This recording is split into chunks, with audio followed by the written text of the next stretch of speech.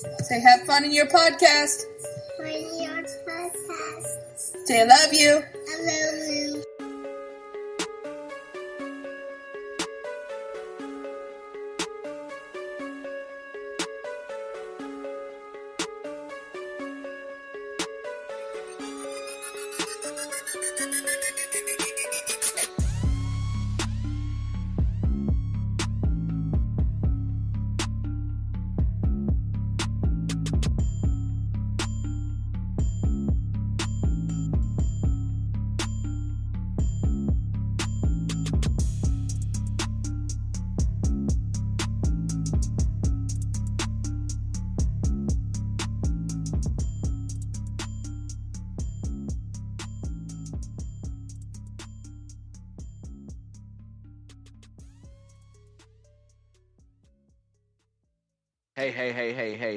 Hey, everybody out there. It's the Negroraguan Podcast coming back at you.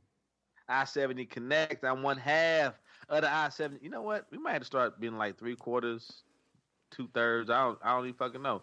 Because these niggas are coming like full team members, full-fledged members. No more starter, no more bench minutes, no more 6-man.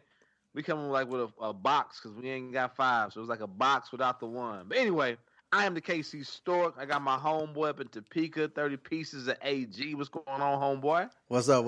Yeah. I'm back.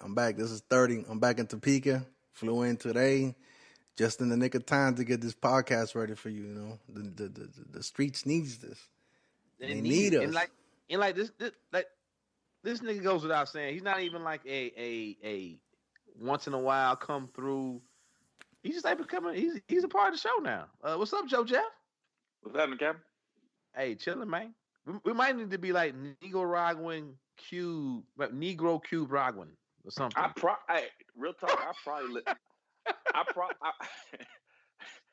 probably live closer to I-70 than both of y'all niggas, man. That's like about 2 blocks away. These are facts.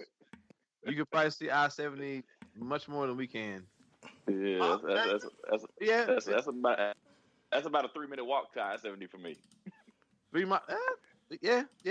Even because Frank is not by. He's not by 70. I mean, yeah. Close to. I'm like less than 2 miles from it. This nigga said 3-minute walk. I'm When's like the last time nigga, 3 you blocks. ain't ran a mile in 3 minutes, nigga? Let alone walk. Hey, so the views of the KC Stork do not reflect the views of 30 pieces of silver.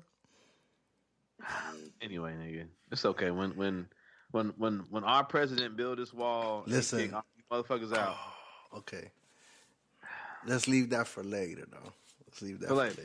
All right. Anyway, so you were mentioning so right now we got Joe Jeff and James Jefferson and anybody else that comes on, we got them as a depth chart. But it looks like Joe Jeff wants more than this 10-day contract.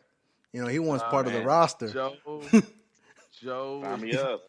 Yeah, that nigga like, hey, coach, I know y'all brought me in from the G League. I'm putting up numbers, nigga. I get buckets.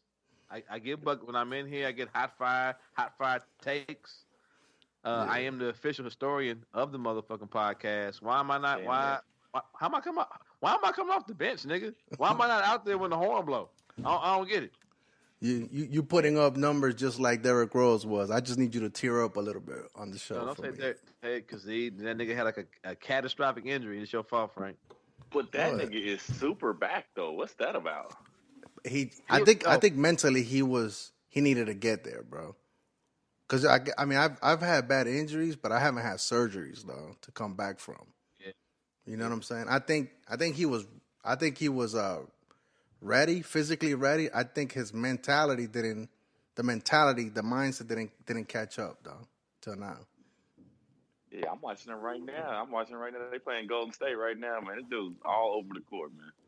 That nigga might be like the modern day Grant Hill but Grant Hill never came back fully. Yeah. I think his confidence is back, but I'm glad, man. I'm glad that I didn't see the game, but I'm glad the highlights. I watched the highlights. I was glad to see him back, man. Yeah, and I would say back, man, for all the shit that he went through. Yeah, because niggas on how like hyped niggas was for that nigga when he came to the league, man. Because that nigga was a beast. Yeah, he might still be a beast. Who knows? I hope it's not. I hope it's not a one-off kind of thing where that nigga just come out high fired. In the next like 3 weeks, this nigga's knees is hotter than mine just playing one game in this motherfucking rec league. I mean, I hope not neither, man. Are you in a rec league? Yeah, dog. I'm back in it, dog. Oh man, I gave that up, man. I don't know. I might be able to be coaxed to come out of retirement, but it's like I was scared too. I was like, damn, man, I ain't played in like a motherfucking year. Like pulled my hamstring a while back, and so like I got back, and I was like, damn, I ain't even going no local runs or nothing. Then like some of the cats I used to work with at KU was like, hey man, we still playing this it's a co-ed league, and you want to play? Yeah, man, it felt good. Niggas was, dropping some dimes. I don't jump as high as I used to, but I still got a little bit of dribble, still got a nice little jump shot, so I was surprised. I might have to holler at you, bro. I might have to get back out there, get some runs in. Do it while you can. I know about 10 more years, though, I'm be out. I ain't gonna lie. I'll be like, no. I'm watching my kids play, and that is it, nigga. Yeah, I'll be so worried about stepping on somebody's foot, blowing out a knee, an ankle. You know what I'm saying? Yeah. Like I do notice that I don't go as hard as I used to. You know how niggas used to go back in the day. I don't go as hard as I used to, but it's like you ain't wearing the wrestling ear flaps out there, man. No wrestling ear flaps. No trying to dunk on niggas, dog. Strictly layups. Nice little post move, and for sure looking for that open mid-range jump shot if needed. Yeah. I'm not driving to the basket, and I can shoot this. That's just the evolution of things, ain't it, man? It's what it come to, dog. Mid-range jumpers from here on out. We're not going to the cup. And I look like real aggressive going to the hole, but ain't nobody figured out the fact that I'm trying to find a nigga on the wing to pass it out to. I'm not trying to finish, dog. Dude, the last time I played, man, I you go to your instincts be like, I'm going to the cup and I'm going hard. Yeah. And you think you be at the rim, but you be so far away from that. So far away, dog. Hey, and I be doing that like, you know how you like, so you take them first two, like, you get that little breath. Yeah. Hey, nigga, I be like, ooh, it's still like 4 or 5 more steps to go, dog. I hope that nigga that was in the corner flash up high so I can kick it out. you used to be at the point where you know what I'm saying, you be at the rim, go ahead and let that thing just roll off your fingers into the rim. If you was really feeling, you turn that bitch around and put it down. Yeah. Now you be at the fucking bottom of the net, nigga. nigga, like back in the day, like the fast break, you are like when you hit the top of the key, you thinking about, okay, am I gonna boom with the 2 hands? Right. I'm gonna come with just cock that bitch back and try to break down the rim. Nigga, I'm like, I hope I don't miss this layup. Right. Don't let me get embarrassed out here. That's all. I hope I don't try to look sweet on this finger roll and roll the ball off the back of the fucking rim. Nigga, so many thoughts going through a nigga. Like them people be thinking like, oh, he probably thinking about he should dunk it or not. Like, no, nigga, I'm trying to make sure my steps is right so I can take off on the right foot. But hey, now, I used to play with the kids every once in a while. You know what I'm saying? Cross country practice. I let them get the ball back. Cause I had a lot of basketball kids on my cross country team. Right. And like every Fridays, it'd be like, all right, we're gonna get the ball down. We're gonna run on Friday. So they'd be like, Coach Jefferson, get out there with us. I get a little cool little run with him. You know what I'm saying? But it's been about a year or two since I did that. So yeah, like like my twins are getting to the point where it's like, excuse me, I probably got about 3 or 4 more years. And I ain't fucking with them niggas no more either on the basketball court. Yeah. No losses should be taken, dog. No losses. But hey, this is my second attempt at how's everybody else doing? What? We gotta get on with these topics. Come on, man. Oh my bad. I'm get in, good. Get out. Work's going good. They paying me good. Yeah. All right. Anybody else? Joe? Man, I go to work every day. Okay, there you go. Showing up is half the battle. So I'm above the ground. I mean, we winning right now. Above the ground. Ain't no white people call the cops on me that I know of. So there it is. I'm breaking even in this America. That's always good. That's always good. I'm doing all right. I'm doing good. Back home. Well, how did the bowling league go? Y'all win? We won 2 games. I bowled a 702, so 706. So scratch.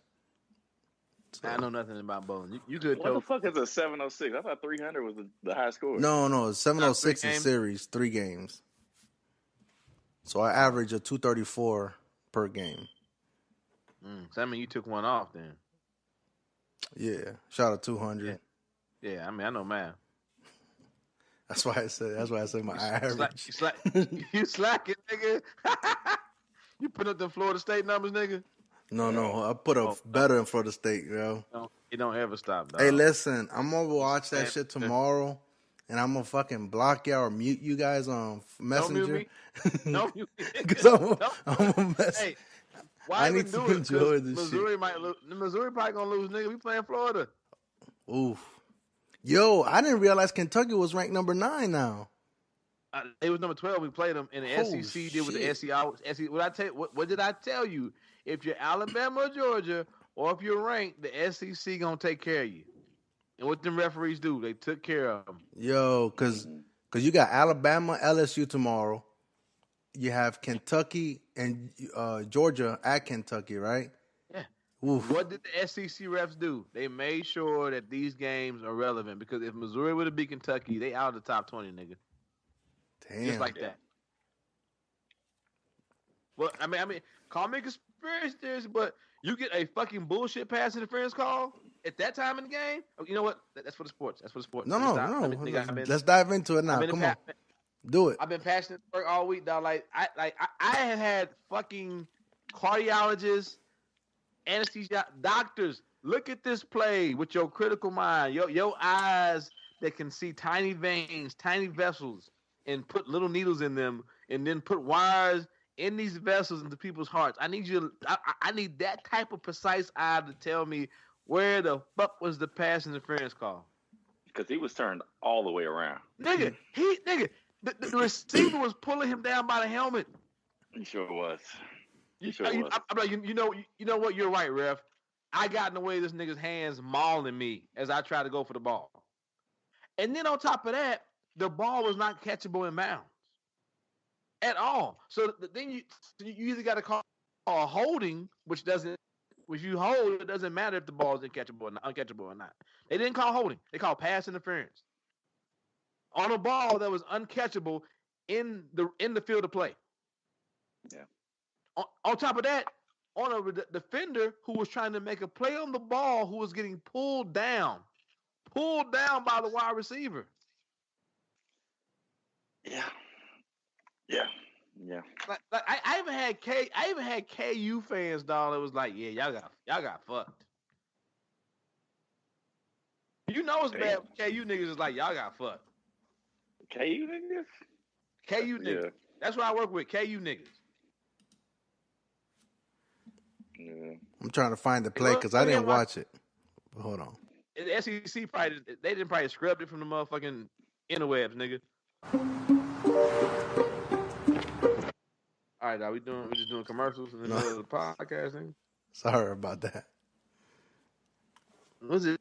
Look at this big ass black nigga just carrying white man out of his house. What is that about? All right, let's see. They don't call police on that nigga. Oh. In the 4 seasons since it debuted, the college football playoff. By the way, my bad. This is the highlights of the Missouri-Kentucky game. She is so loud, nigga. She is? She was. Like I feel like there was a white woman in my house. Well, yeah, because recording, we were on the same levels. I get she's much louder than you. Okay, that's fine. That's all I'm saying. Right. But but I mean, teams... you really gonna do this to me? I understand that Florida State hadn't. No. I want to see that play because I think you guys got hosed. Oh, we got hosed, nigga. There's no if. We got don't get me wrong. Don't get me wrong. We fucked ourselves. Don't get me wrong. Before you even play this, I need someone to explain to me why it's 3rd and 2nd, under 2 minutes, and we're passing the fucking ball. Okay. Explain it to me, bro. I can't. And while it's had its fair share of controversy, the playoffs replaced the heavily criticized Bowl Championship Series that ran from 1998 to 2013. After 9 full game weeks, the College Football Selection Committee announces the first of the rankings on October 30th. Is that better?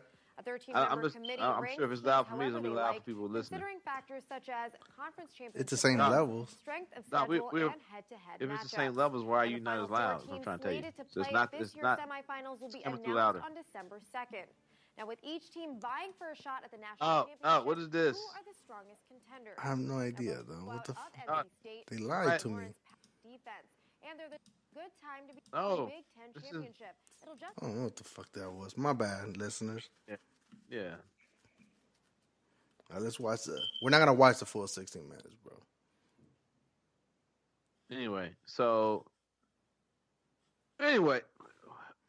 I need someone to explain to me. So it's under 2. It's like that was like under a minute 30, right? 3rd and 2nd, right? A team that had, I think they had 2 timeouts at this point in time in the game, right? Why do you pass the ball on 3rd and 2nd?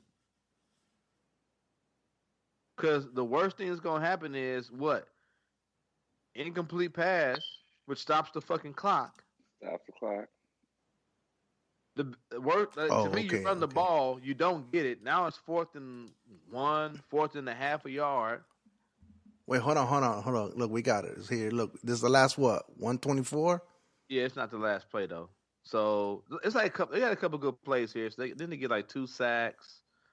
There was a questionable, play where they blitzed like both linebackers, and I'm like, I don't know about that.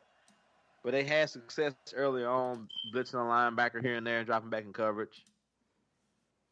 So I think they even had they keep replaying this. He caught the ball. He obviously caught the ball. I don't know why they keep playing. I'm not a homer. It's like, yeah, he caught the ball, but it was like they spent like 2 minutes replaying this play. Like he caught the ball. It didn't touch the ground. I don't know that. Yeah. So yeah. He caught the ball. It made it look. It was both his hands. Well, you broke up pretty his good. Chest. Yeah. You broke up there a little bit. What were you saying? I said I'm not a homer. They like this. Because the guy who I watched it with showed me this. This was the stream he watched, and they replayed this like 20 times. I'm like, yeah, he caught that ball. All right, I'm not a homer. So we're gonna pick it up at the 33 seconds. Well, Kentucky's in on their own 40. Yeah, I think they getting. I don't know if it's this though. Yeah, let's play it. There's no sack on this play. I think this is the one they get like another 20-yard reception. If I'm right. Yep. Across the middle high. Ooh. That's a good tackle. Good tackle. But it's what you expected. But understand this though. So you see it's 20. Hold on. So pause it, right? Pause it. When they start pause it. When they started this play, there was 23 seconds on this clock. Remember, they passed the ball on 3rd and 2nd. When we had the ball.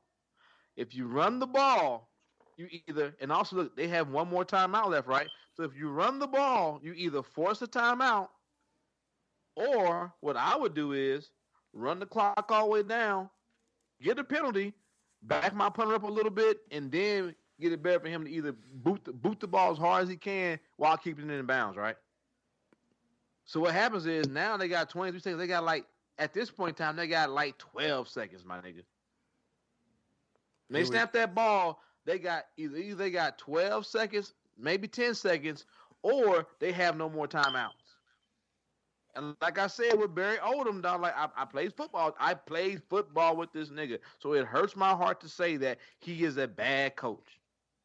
Because his scheme, and he has no tactical knowledge of the game. And I'm confused about, as a nigga who actually played football, how you have no tactical knowledge of the game. Why in the fuck are you like we talked about? Unless your goal is to make sure that Locke gonna get drafted, nigga. He gonna be a top 10 draft. He gonna be, even though I don't agree with it, he gonna be a top 10 draft pick. So stop trying to make this nigga whatever more than he gonna be. He ain't gonna win the fucking Heisman. So why we doing all this extra passing and shit? I don't get it. I don't fucking get it. Do you get it, Joe? Not at all. Not at all. I don't get it.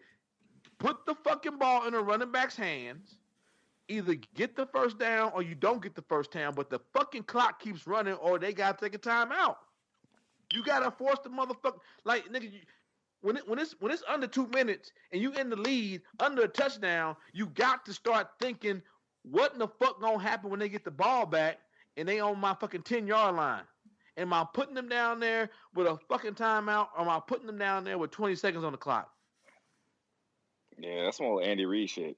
That's some fucking Andy Reid shit that, like, I have no fucking awareness of what's gonna happen. Like, none.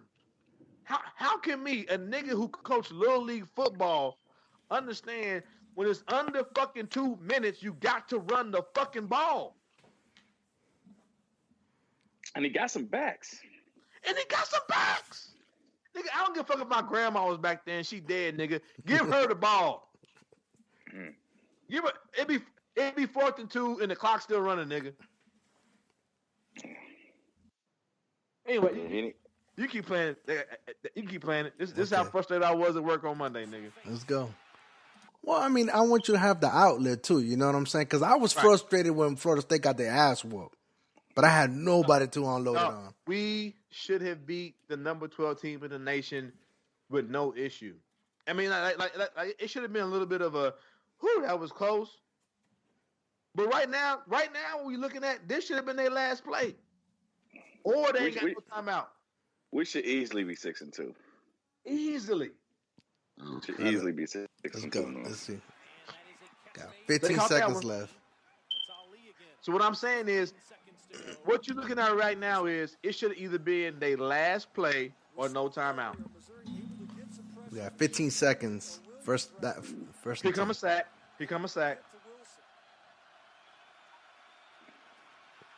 Yo, that play clock. Now they get to call timeout. So either, like I said before, that was their last fucking play, or they got no timeout. But you gotta be nigga. This nigga, what my nigga Alonzo say? Nigga, this is chess, not checkers, nigga. But who called the timeout? Kentucky, right? Yeah, but what's what I'm saying though? If Missouri had not, go back. Hold on. Look at this. Why did the clock was at 8 seconds? Why did they start it at 9?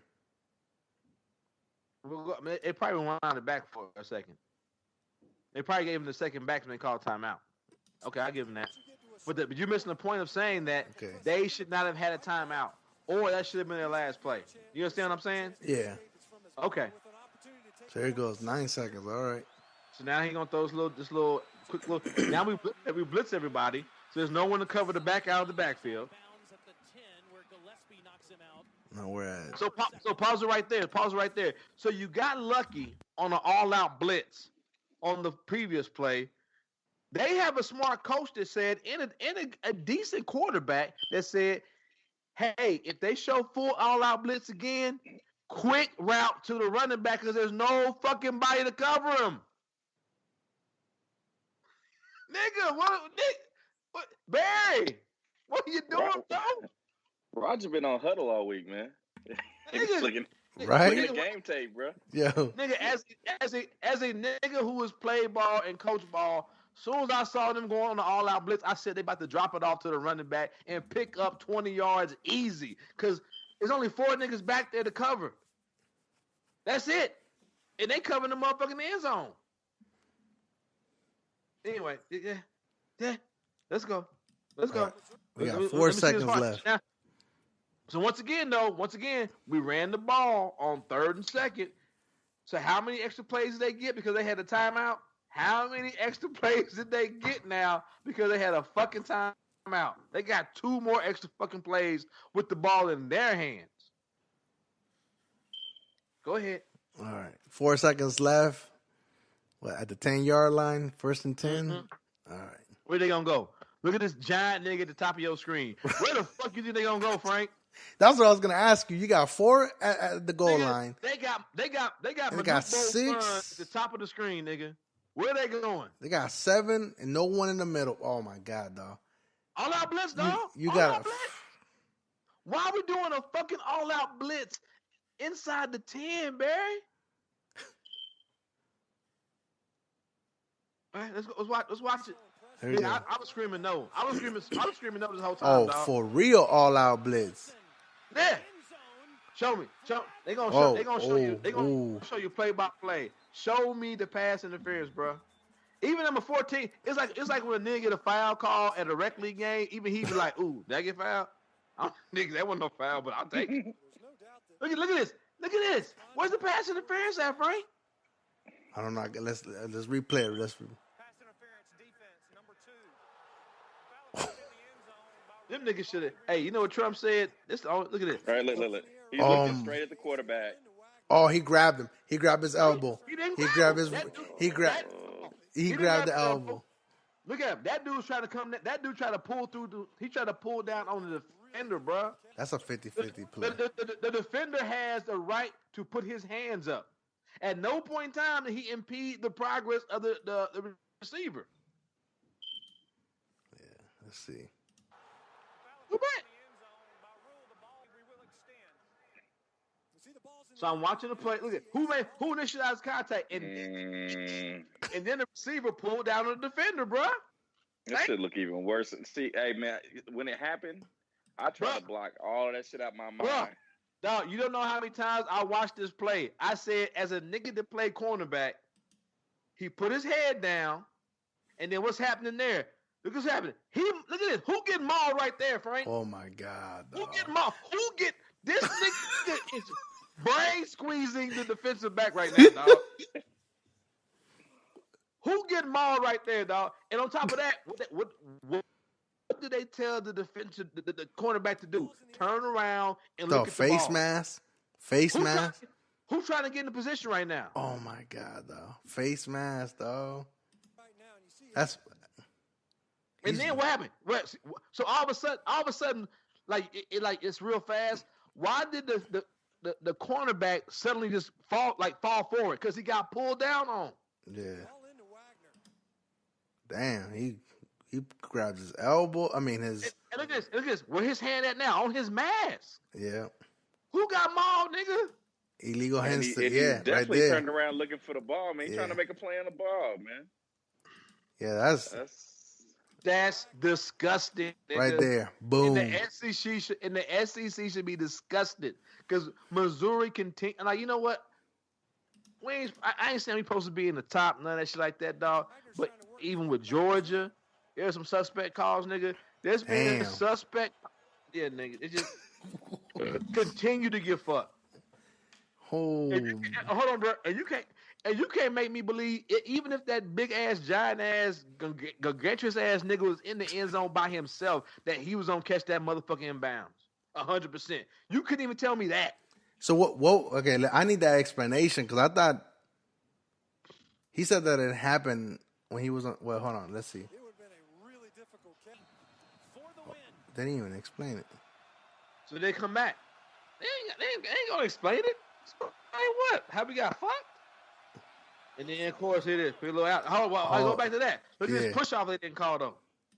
Look at this push off they didn't call though. We want that back. Look at this. Look at that right there. What's about to happen? Wilson will throw. He did. Yeah, they got a little extension there. It wasn't that bad. That happens all the time. But I mean, if you calling it that tight, you set a precedent with that last bullshit call. That's all I'm saying. He pushed him back too. Look at that. We got fucked. Damn. And then also, but go back once again though. Let's go back and look what happened. Hey, let's go back and look what happened. Go back to the defensive. Go back to what was the defense doing? Where? On that one? Are we blitzing again? Because we didn't learn our fucking lesson last time. Wow, dog. Like, well, they're playing a goal line defense right there. I don't give a fuck, nigga. I'm dropping niggas back. Your quarterback gonna have to run, nigga. Somebody gonna have to run and juke niggas to get in the end zone. Damn. Right, run the play. Where do you think they're going? Where do you think they're going? There's gonna be a push off here. 1, 2, 3, 4. We're looking at a 7-man blitz, I think. Yeah. 1, 2, 3, 4, 5, 6. I think the middle linebacker goes too. Okay. I'm not sure. I can't. At this point, I turned the TV off. Yep, he did. He sure the fuck did. 7-man blitz. Now, we didn't, Barry. You didn't learn your fucking lesson. It's a goal line, right? Yeah. It's a goal line. They're not about to throw it to the back of the end zone. They gonna try to hit a nigga on a quick out or a slant. Ask Billy Belichick what he did. Show blitz, drop back, get a pick, nigga. Because guess what happened? Them niggas didn't run. They tried to get too cute. Yeah. Here, nigga. Oh, I think Anthony's at home. All right. Well, I mean, I know you needed to vent, dog, because I know when Florida State got the ass whooped by Clemson, I had no one. I was with my coworkers, so I couldn't be myself, you know. And I was listening to that shit in my earbuds, dog. And I had no one to fucking. I'm sorry, fans. Thank you, Frank, for letting me vent. Thanks, Joe. But I'm sorry, y'all out there. I know y'all want to hear 30 minutes of a nigga just yelling about football. But SEC stay fucking Mizzou. We got them first 2 years off, and we've been getting fucked ever since. All right. That's it. You had enough for your platform. Kentucky too, man. I know. And you know what? During that game, though, they kept alluding to, oh yeah, well, it's a different end zone this time, but the other end zone, they're talking about the history with like Nebraska in the Colorado game. That's I guess they decided just to fuck us in the other end zone. Yeah. All right, so I'm glad I gave you that platform. That's it, though. You know what I mean? That's all you get, though. But you make a lot of good points, though. But I'm saying is like I'm like I will. You see me. I will talk shit about the team that I love all day, be it the Chiefs, unless I'm trying to fuck with James, be it the Chiefs or be it like MU. Yeah. I'm not about to sit here and tell y'all I think fucking Lemon Booty Lock is a fucking top 10 pick because I don't think he is. I didn't see the eye test. He's Blaine Gabbert 2.0, another great MU quarterback they thought was gonna be hot fire. What he doing right now? What Blaine Gabbert doing right now? Has he won the championship yet? Has he offensive player of the week? Is he something? What's he doing? Well, last time I thought he was with the Niners, but he can't even get a starting job there. Nigga, he was with the Niners. I think they picked him up instead of Cap. They told Cap to go sell them suits, nigga. Get them suits away, whatever he was doing, nigga. Fucking Kaepernick over Derek Anderson ass out in fucking where is he at? Buffalo, looking bewildered and shit. So that's our smooth segue from, Missouri and Winston fucking venting. I mean, the segue is we talking about like people thinking they getting fucked over. This nigga Kanye West. Hey man, I wanted to give a shout out to you and to Joe Jeff, and let it be known that we talked about this shit like the day before. Like Joe Jeff was like in the background, like who is she? Who was Candace Owens?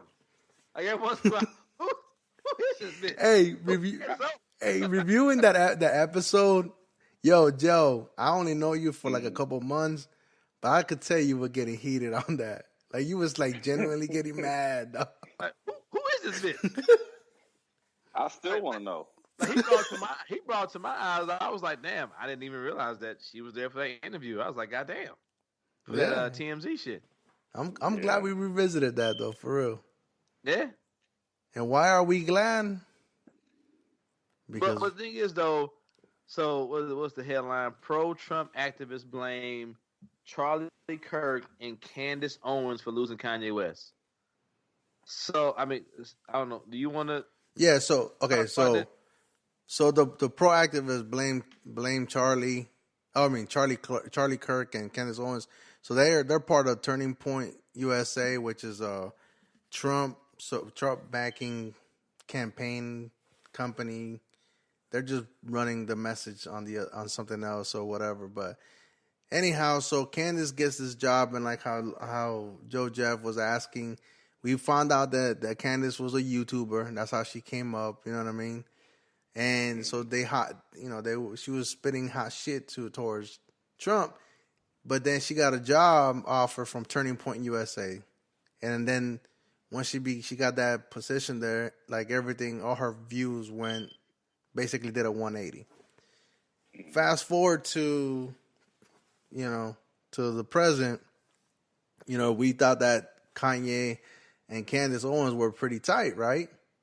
Until the headlines, all of a sudden, hey, what's up, man? We just talking about this Candace Owens, Kanye West shit. Oh, I see that shit right there. Yeah. So like, Frank got all the information on the share screen. So he was just giving a brief introduction on it. So go ahead, Frank. So anyway, my bad. So everybody, y'all know this is 10 meters. Mr. Anthony coming in. It's been a minute, but welcome back to the show, pimp. Well, thank you very much. I appreciate it.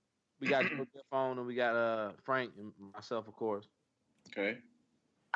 Yeah. All right, go ahead, Frank. So basically, Candace Owens, and Kanye West were, as we noticed on the TMZ video that we posted last time, there were boys hanging out, whatever. And like Joe Jeff said, like, who the fuck is in his ear?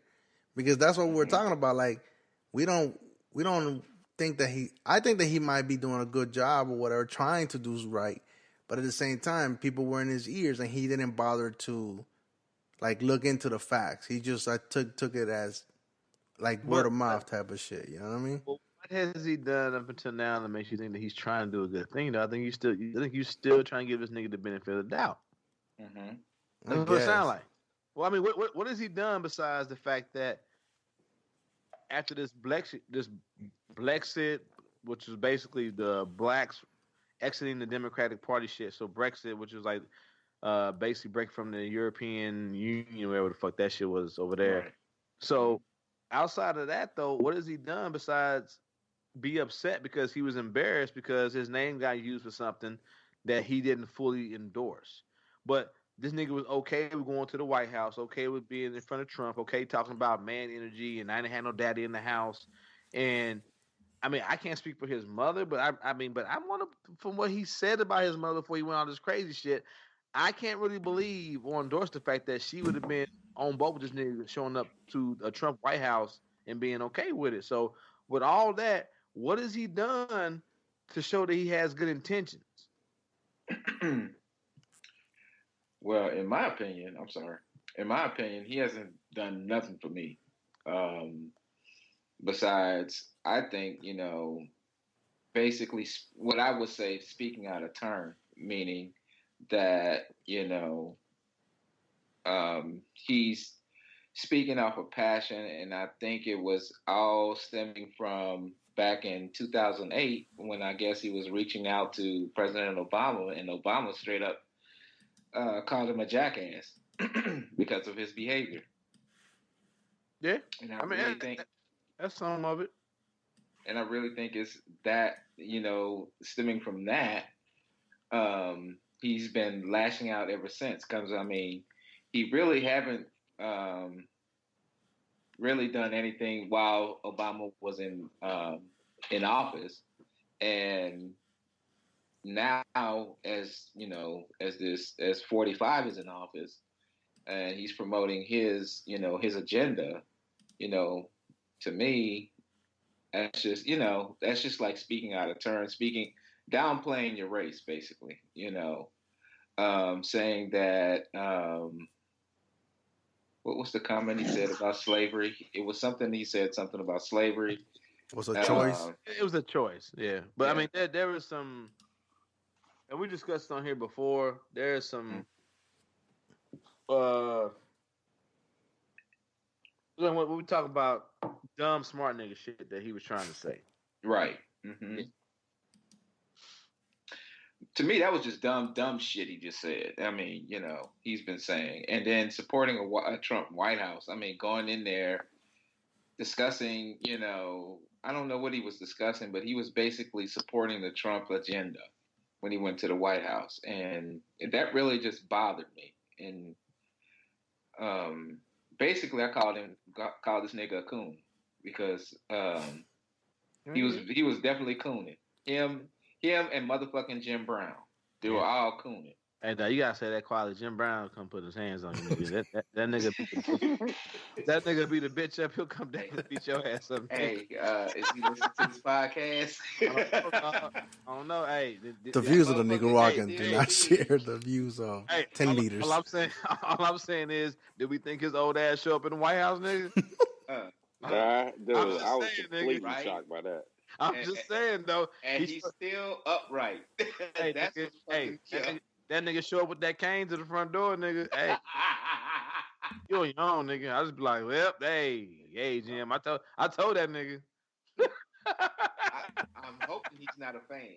So, hey, you want to borrow the pistol? Yeah, I might have to. The next week or so. He might be immune to beating up bitches, but he ain't immune to bullets, nigga. Let's see. A new clothing line supporting. So here we go. We got Kanye West. Let's continue with that. My bad. But the thing is that he is he is confusing because like at the same time when he's going to a Trump White House and like, oh, I love you, and basically giving him a hand job and want to hug this nigga, he is in Chicago giving money to a Democratic representative. Candidate. Yeah. So it's like it's very confusing, but it also goes to something that like we've touched on many times when we're discussing Kanye West, and a lot of people in this ilk, like these rich motherfuckers who it just don't make sense.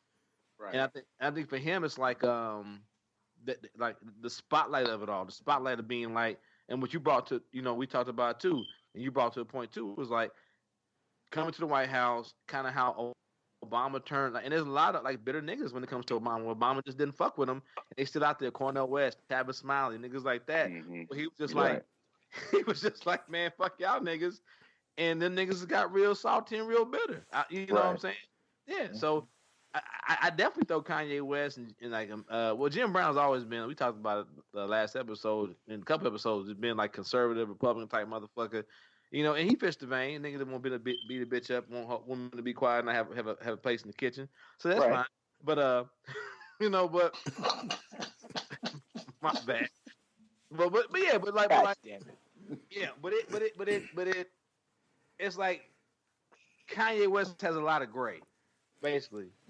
So what do you feel? So what do you feel about his comment? So I want to get Joe Jeff's input on this. So like, how do you feel after discussing Kanye and then seeing how everything manifested throughout this whole week and like the complete 180 that he's done on politics? What do you think about that, Joe? 180? But that's the thing. He hasn't really done 180? He hasn't done a 180. I mean, I guess is he stopping? Okay, go ahead. No, he basically said, my bad. Go ahead, Joe. My bad. I mean, he just basically said that he's being exploited like he had always been exploited. I mean, the fucking whole trip to the White House was straight up exploitation. But I don't know. Somebody must have whispered in his ear, "You getting exploited." I don't know, because that motherfucker can't seem to think for himself. Nigga, make beats. That's all the fuck you need to do, man. Make beats. Nigga, show title. Hold on, dog. Did we give Kanye the motherfucking, what's that bitch that tell LeBron to dribble the ball? Nigga, dribble the ball. Make beats, nigga. Make beats. Nigga, I need a Daytona 2, man. Come on. Let's get back in the lab, man. We turn into Fox News, nigga. Yeah. Make beats, nigga. Fuck that.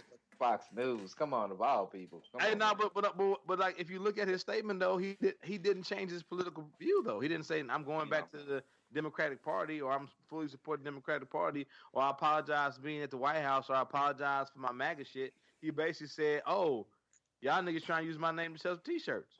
I don't like it." Right. That's all he said. Especially if he ain't getting a check. Yeah, that's all he said. Yeah, basically. That's what it all boils down to. He ain't benefiting from it, so now it's all about you're exploiting me. Yeah. You're exploiting my name. He never backed off the message that he sent going to the White House. Let's not forget that. He never backed off the message that he sent. He said being in that room with that white man who opposed, who I don't know, but seems to say a lot of shit. Mm-hmm. I don't know his heart, but I can know his words that says a lot of shit that opposes people that like me and every nigga on this podcast right now, and probably most of the people, because all our listeners for that I've seen are either women or they're either white women or black men. You know what I'm saying? So that's for the people that I have contact with. So he seems to be against any rights for people of that ilk. Right. And Kanye West has not said anything that makes me believe that he goes against any of that shit, besides the fact that he upset that, like Joe said, he ain't getting a check for this Brexit shit. Mm-hmm. That's it, dog. So, like I said in our group message chat, man, fuck that nigga still, dog. Nigga, if he was my cousin, nigga, I still be like, fuck you, nigga. At the cookout, nigga, I'm saying, fuck, we can drink, nigga. We family. You can still come, but still fuck you, nigga. Oh, so he got an invite? He ain't getting an invite from me, nigga, but I ain't gonna tell my family you can come, nigga. You know where I live at. I didn't invite your black ass over here, but I ain't gonna say you can't come. That's not an invite. Anybody that know, nigga, that know family, like, nigga, like, we having a cookout today, nigga. I ain't gonna say that this bitch ass nigga that's a Republican can't come. Right. But I ain't about to tell this nigga to come. Right. But if he do come, he better bring 2 extra bottles, nigga. That's and a side dish. That's the taxation, nigga. You better bring 2 extra bottles. They better be premium, nigga. Since you a Republican, nigga, that means you got it, right? Right. So it better be top shelf, nigga. Nigga, bring the Hennessy privilege, nigga. Don't be bringing no extra. Privilege, nigga. I want privilege. All them bottles better be gold, nigga. All them motherfucking. I don't want I don't want no screw tops, nigga. They better be nothing but cork bottles, nigga. You hear what I'm saying? Yep. Right.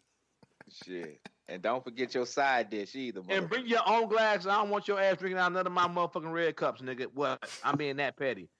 You can't get the solo cup, nigga? I'm getting the blue solo cup stuff. No, nigga. Cup. You better bring your nigga. You better be like me. Like I just better bring your own cup, nigga. You better bring your own cup, nigga. But no, man. Like I wouldn't fuck if he was family. I wouldn't fuck with that nigga, dog. I don't hate him, but I don't fuck with you. Right. Right. What you call the show? You are opportunist. You are opportunist, nigga. That was a good title for and good word for that. And hold on, I found the Hispanic version. Found the Hispanic version on CNN. Oh, he was making me pissed, dog. I'll get it. I'll get it up there because he was pissing me off yesterday. Fucking caping for fucking Trump. Anyhow, here we go. Let's see what this report says about Kanye.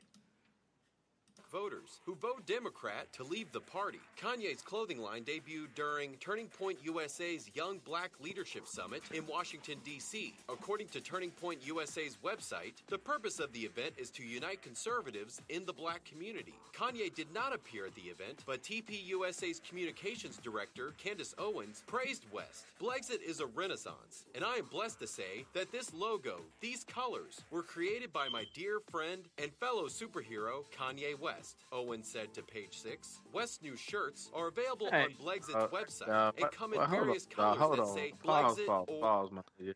Yeah. Why that shit look like a motherfucking like one of the fitness apps, nigga? that's why that nigga was mad. That's why he mad. Hey, nigga. Hey, dog. Nigga, that look like some Gene Simmons shit, dog. Week free. Fuck Gene Simmons, Richard Simmons. Oh, damn. That's a tank. Hey, dog. That shit look whack as fuck, dog. The reason why Kanye was like, hold on, bitch. Even though my clothing line fake as fuck, nigga. Is that a stick figure, nigga? Nigga, that's a stick figure. That's a fat stick figure too, nigga. Yep. So here we go. Hey, somebody asked what Brexit was. So there it is right there. Right? Is the frequency. The black exits? Yeah, the black exit, basically. So let's see what they say. But I want everybody to make sure that they caught that. Candace Owens said, well, her quotes and on video, what she said that Kanye West was doing the design there, right? Right. Kanye's saying the opposite. Let's see. He ain't got shit to do with it. Orthodoxy. It is a rebellion led by Americans wishing to disrupt the simulation of fear. West has been an outspoken supporter for Donald Trump, including wearing a Make America Great Again hat on several occasions and having a notable meeting with President Trump at the White House in early October. I don't know who this guy is. But anyway, so like, you know, and then the whole thing was that, you know, here's his quotes, and you could read it for the audience if you want. But he's saying that Candace was the one that he had nothing to do with it. So, but he did want to have something to do with it. He just didn't want. He didn't know they're gonna put. Like you look at this tweet here. I introduced Candace to the person who made the logo, and they didn't want their name on it. So she used mine. I never wanted to associate him with Blexit. I had nothing to do with it. So I knew what you were gonna do. I put you in touch with a nigga who I thought would want to do it with you, but he didn't want to do it because he knew how faulty the shit was.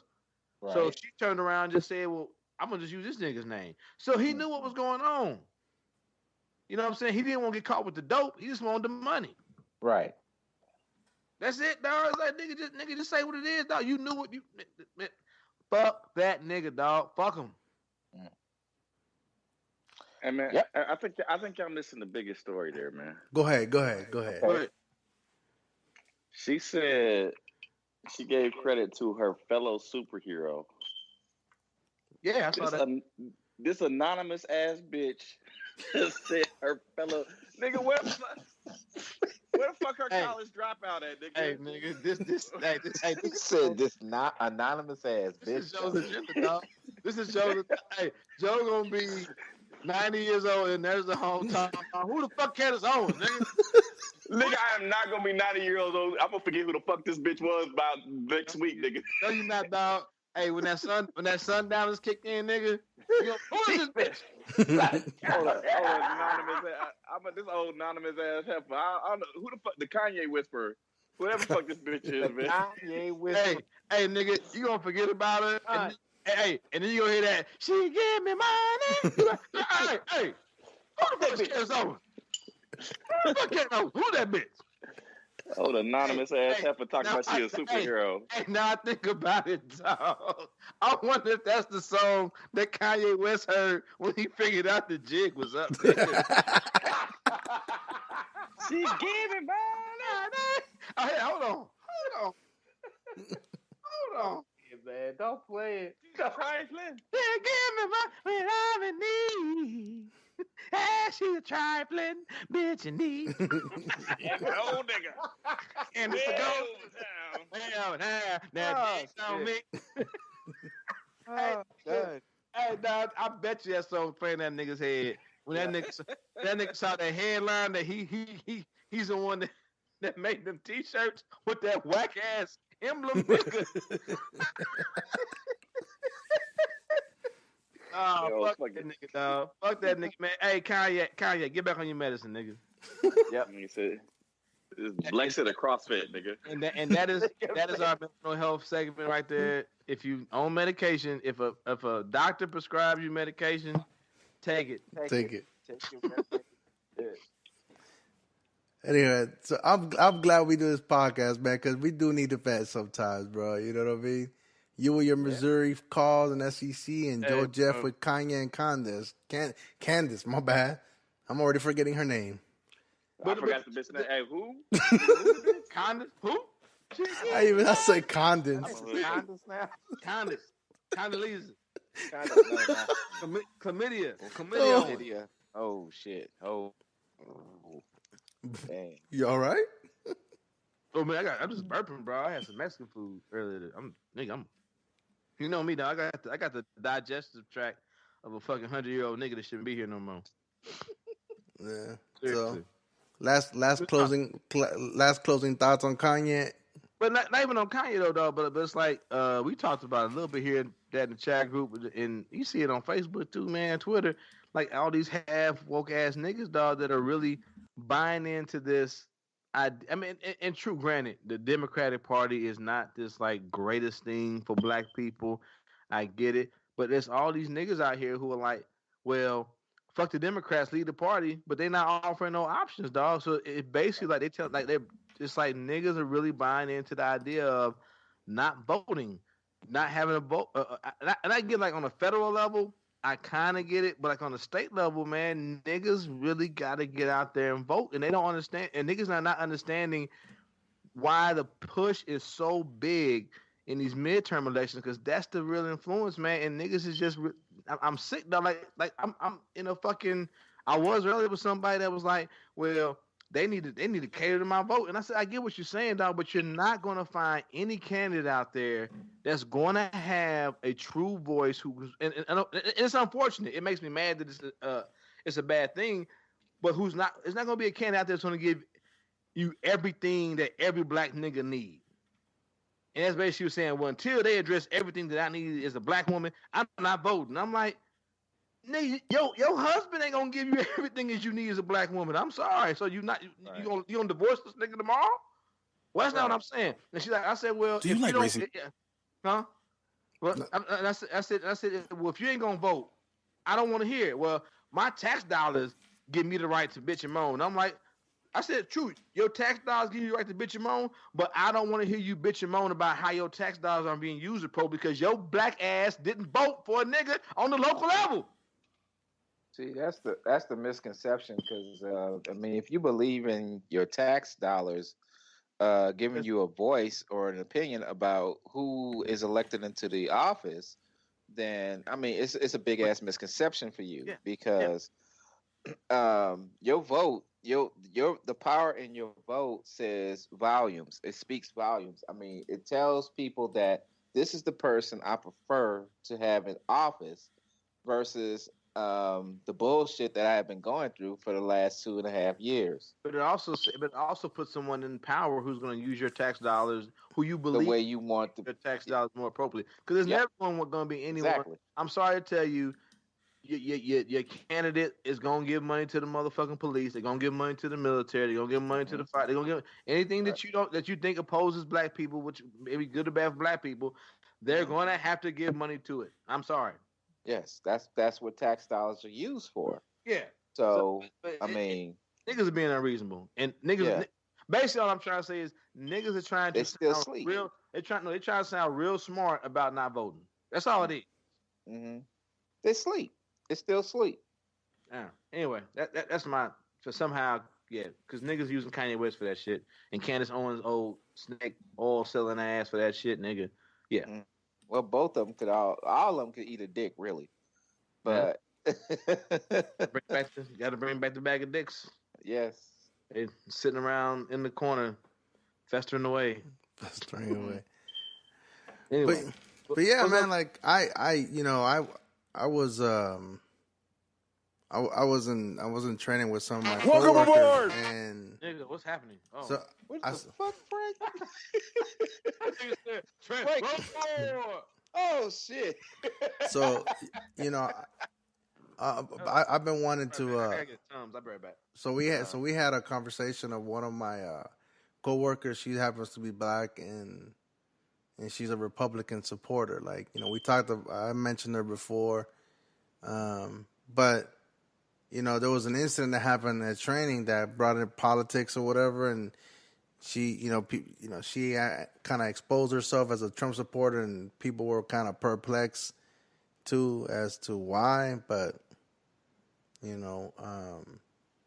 man, there's people out there that really are buying this message like through and through, whether it be on the Christianity base or just the hateful alt-right base. I mean, I think it is dangerous, dog. Like, and I like that you guys use a term. Half hope. Wait, what is it? Half wake niggas or whatever. Half woke. Woke niggas. There you go. Because that's what they are. I mean, they're just looking at the headlines. They're not really looking at the weeds of what the message is about, or who are the people that are saying this, and what do they stand for. So, yeah, man, like. I think, I would encourage everybody to go and vote on Tuesday, this coming Tuesday. What is it, like November 6th? Go out and vote, man. Just don't sit on the sideline. That shit's gonna count, man. Especially right now in the midterm. We mentioned it after the presidency election last year or 2 years ago. You have to show up for the midterms. It's not just about the presidency, bro. Right. You have to show up for the midterm, and this is where it counts. Right. Well, I mean, Congress is the ones that make the laws, so and gives power to the president. It's Congress. So if you elect somebody who favors or caters to the agenda of your current president, then you're doing the country a disservice. I think, in my opinion, you're doing the country a disservice because you're not giving the opportunity for any change to happen or for anything to positive to come out of this country. You're basically dogging this country if you vote for something like Trump or something that's somebody that supports his agenda, so to speak. I said it on our group message. If you support his agenda, man, at this point, you're fucking dead to me, man. I really hope. Even that lady that she's a Trump supporter or whatever, my coworker, I really couldn't sit next to her anymore, bro. Like I was really genuinely getting pissed off, man. Like, because I'm like, because I'm like, you're a person, you're a female of color in this country. You know what I'm saying? Like you Hispanic or black? No, she's black. But she always says that she was born in Germany. So I'm like, she might have been. No, she was born in Germany. But what does that mean, nigga? What does that mean? I don't know. That she's not African American. She's German American. She's German black or African German. I don't know even the proper term, if there is. Well, that's just topical right there. Because speaking of your boy Trump and his fucked up policies and how the Congress makes laws, that's just not necessarily true these days. Because your boy Trump trying to change the Constitution, man. He wants to. Yeah, he is, and he's gonna put it. I like how he was like, but the thing is though, he's a lot. Well, he says things, no one checks him on it, and so his base and Fox News and all the ilk, Breitbart and all them motherfuckers just print it, and no one puts in there the truth. So like this whole thing, like he was saying, like we're the only country where birthright citizenship is a thing. Nigga, it's like 30 plus countries in the world that have this concept of if you're born in this country, you are a citizen of that country. But that there are people, nigga, there are people like we have a job that requires a very high level of technical ability. So, and I get that doesn't mean intelligence, but it means like you have to be able to gather information and in a brief second make a diagnosis, and then implement a plan. So for you to hear a nigga say we're the only country in the world that has this thing, and I go, how can that be? Like when when I heard it, I didn't know for a fact that how many countries there were, but I was like, it can't be a unique concept. No, to the United States. You fucking up, Roger. It's just like you out here asking questions and shit, man. You ain't supposed to do that shit, man. It's like, what have we become, dog? And like, I know, friend of the show, great friend of the show, and fan of the show, Tanya, sent me and Frank something like in our DMs. It was basically, you getting some DMs? That you sliding into the DMs, bro? Down in the DMs. Not 30 pieces. Not 30 pieces. Not 30 pieces. Tanya in the DMs. No DMs here. No DMs. Damn, putting everybody on blast. Winston, damn, dog. Come on, man. Damn, shit. Group action, bro. Group. It's a group. You know what? I'm gonna post what goes down in the DMs. Y'all be like, oh my nigga. Hey man, what happened in the DM? Soft. Stay in the DM, bro. That's right, my brother. Okay, Damn. What happens in the DM stays in the DM. So I'm about to tell you what happened in the DMs. So basically, she posted this link to some website that she's a part of, and I don't want to get into the whole discussion, but basically there was a guy who wrote in that basically said the death. Pretty much summed up what the death of America would be. is the fact that we have no idea who we are, and we have no idea of what the rest of the world is.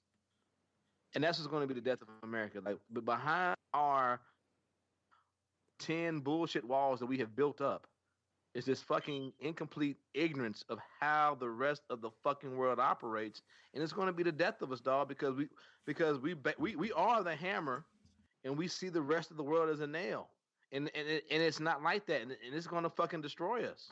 All this fucking ignorance, all this fucking bullshit policy, all these motherfucking like these niggas, white people, Hispanic motherfuckers who just like think it's cool to be ignorant and indifferent to everything else except for what's in their fucking home is going to be the death of us. And maybe that's a good thing. I don't know, because I'm a firm believer in kicking this whole fucking world into the sun, is all y'all understand and know. I'm a fan of that.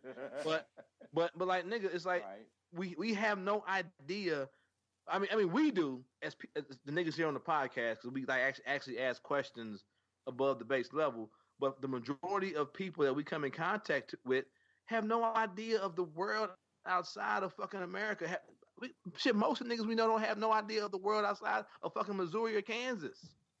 And that's sad, bro. It's so sad. Right. And it's going to be the death of us, man. And it saddens me, dog. It's like, I was reading that. I don't know if Frank read all of it, but I'm reading. I'm like, God damn. It's fucking sad to, like, for it to be broken down. And I'll send the thing to our message group that y'all can read it too. It's just like, yeah, man, this shit is sad, bro. No, it was. I mean, I think, and you brought a good points too, and I need to write back to her because you made a good point about until this country becomes. DM her back, man. Go on, give her that DM back, bro. So here we go. You give him a little bit. You give him a little opening. You know it's all love and you know it's all respect.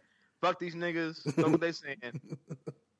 But anyway, so yeah, man, you brought up a good point. What you say? It's all lust, Tanya. I mean love. I mean what? Okay. It's all love, Tanya. Right. It's all us. Hey, why you gonna piss off the person that listens to this podcast besides us, nigga? Tanya, it's all love. It's all love. We appreciate you. We appreciate it.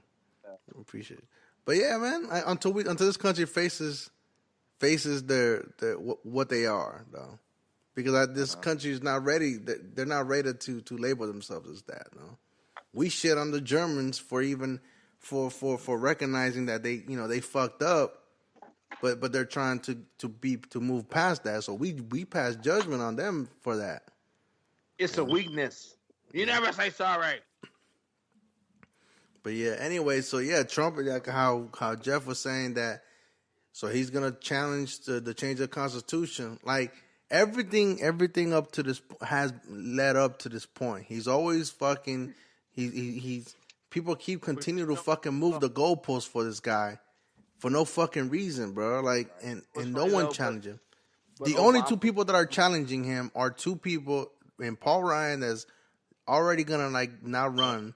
And Jeff Flake, which he already said he's not running for another term. Did you say that Paul Ryan challenges Donald Trump? That fucking wet noodle? Well, yeah, but you know the little remarks. That motherfucker has no spine. What are you none. About, he has none, but he, but he's not going to run again though. So that's probably why. So he's saying that no, he can't change the Constitution. I mean, basically that's what he said. So it's not really opposition. He's just making a like, okay, from a legal standpoint, he can't do this. Right. No, that motherfucker just don't want to go down in the history books with that motherfucker side by side. He don't want his picture right next to that nigga. Hey, but let me get a little separation from this motherfucker. I'm getting out the door because I know this shit's gonna be bad in the fucking election, and then two, I just don't want to be written right next to this motherfucker. I want a little blurb that said when that motherfucker tried to form the Fourth Reich. Hey guys, you remember that I whispered off in the darkness? You can't do that. Hey, y'all remember though when Obama was bad because he was gonna rewrite the Constitution, take everybody's guns, won't be no more gun sales in America, won't be no more bullets. No more bullets. No more bullets. Islam is gonna be the official that's the religion of the country. That's the shit that pisses me off. When they fucking talk about, we need to get people like Neil Gorsuch on the court. We need to get fucking people like Brett Kavanaugh on the court. They're strict constructionalists. Yep. They read the Constitution and they stick to the words of the Constitution, and that's all they do is they go by the words of the Constitution. And then when we start talking about shit they don't want to have in the Constitution, it's no, they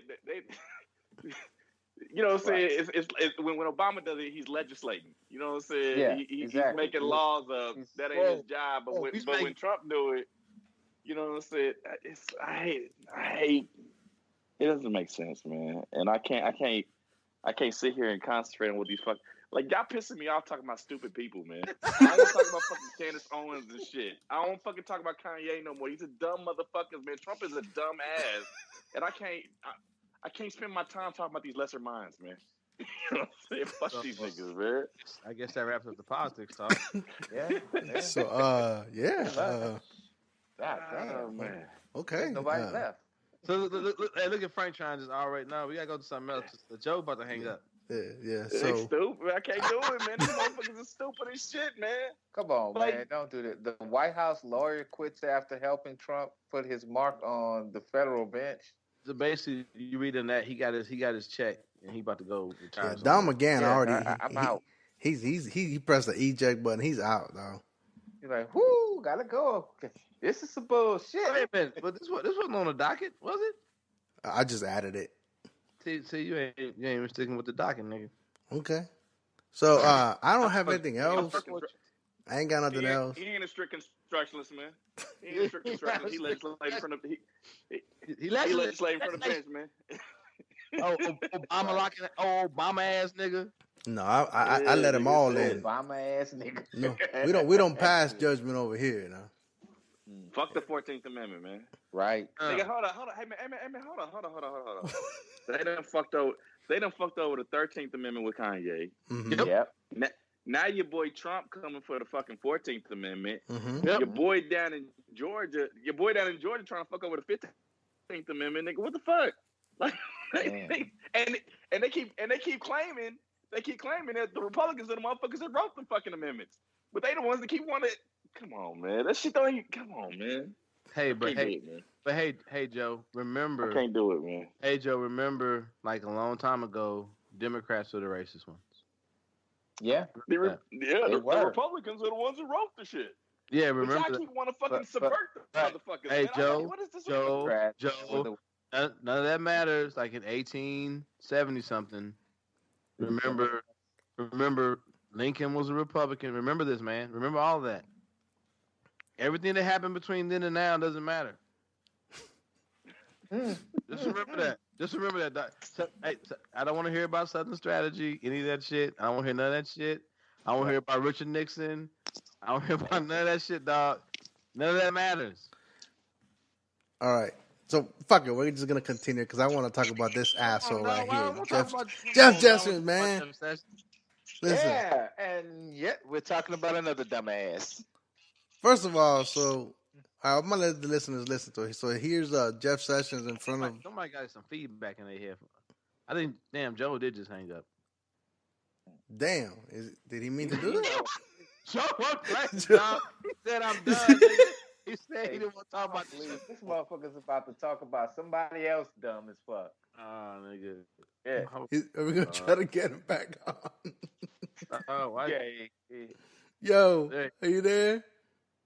Yeah, man. Yeah, I'm back. It's funny how he put Jeff Sessions up on the screen and you fucking hung up.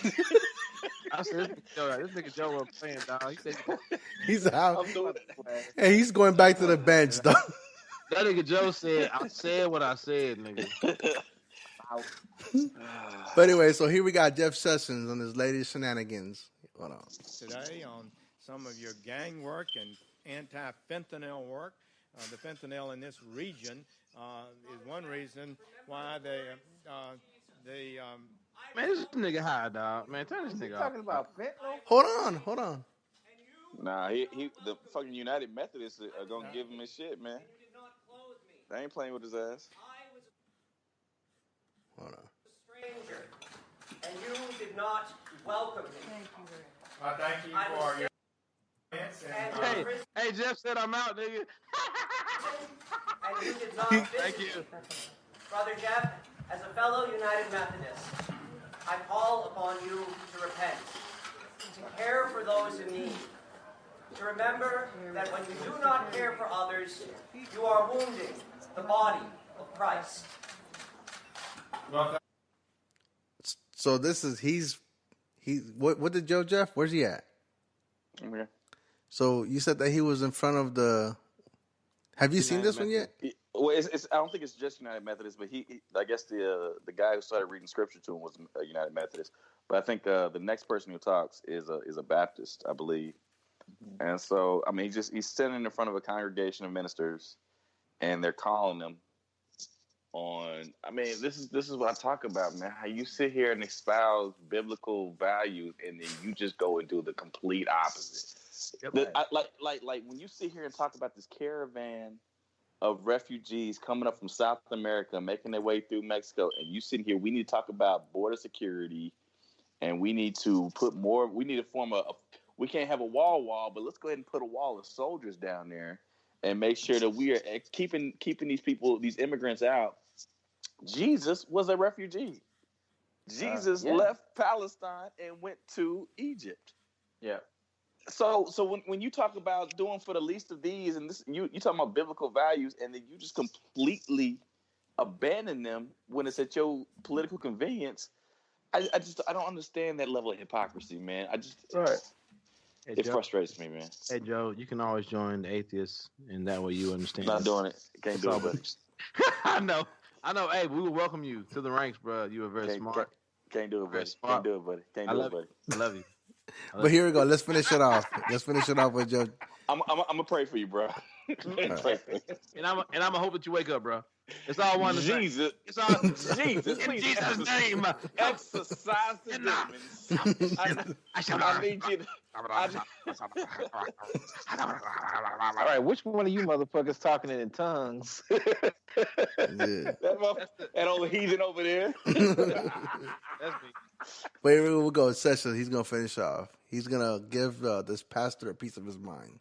Hold on, before we go on though, while we're talking about Thank you for what? Never mind. While we're speaking about heathens, I'm gonna give some advice to the listeners. If you never want to partake in premarital sex, never get married. There you go. There you go.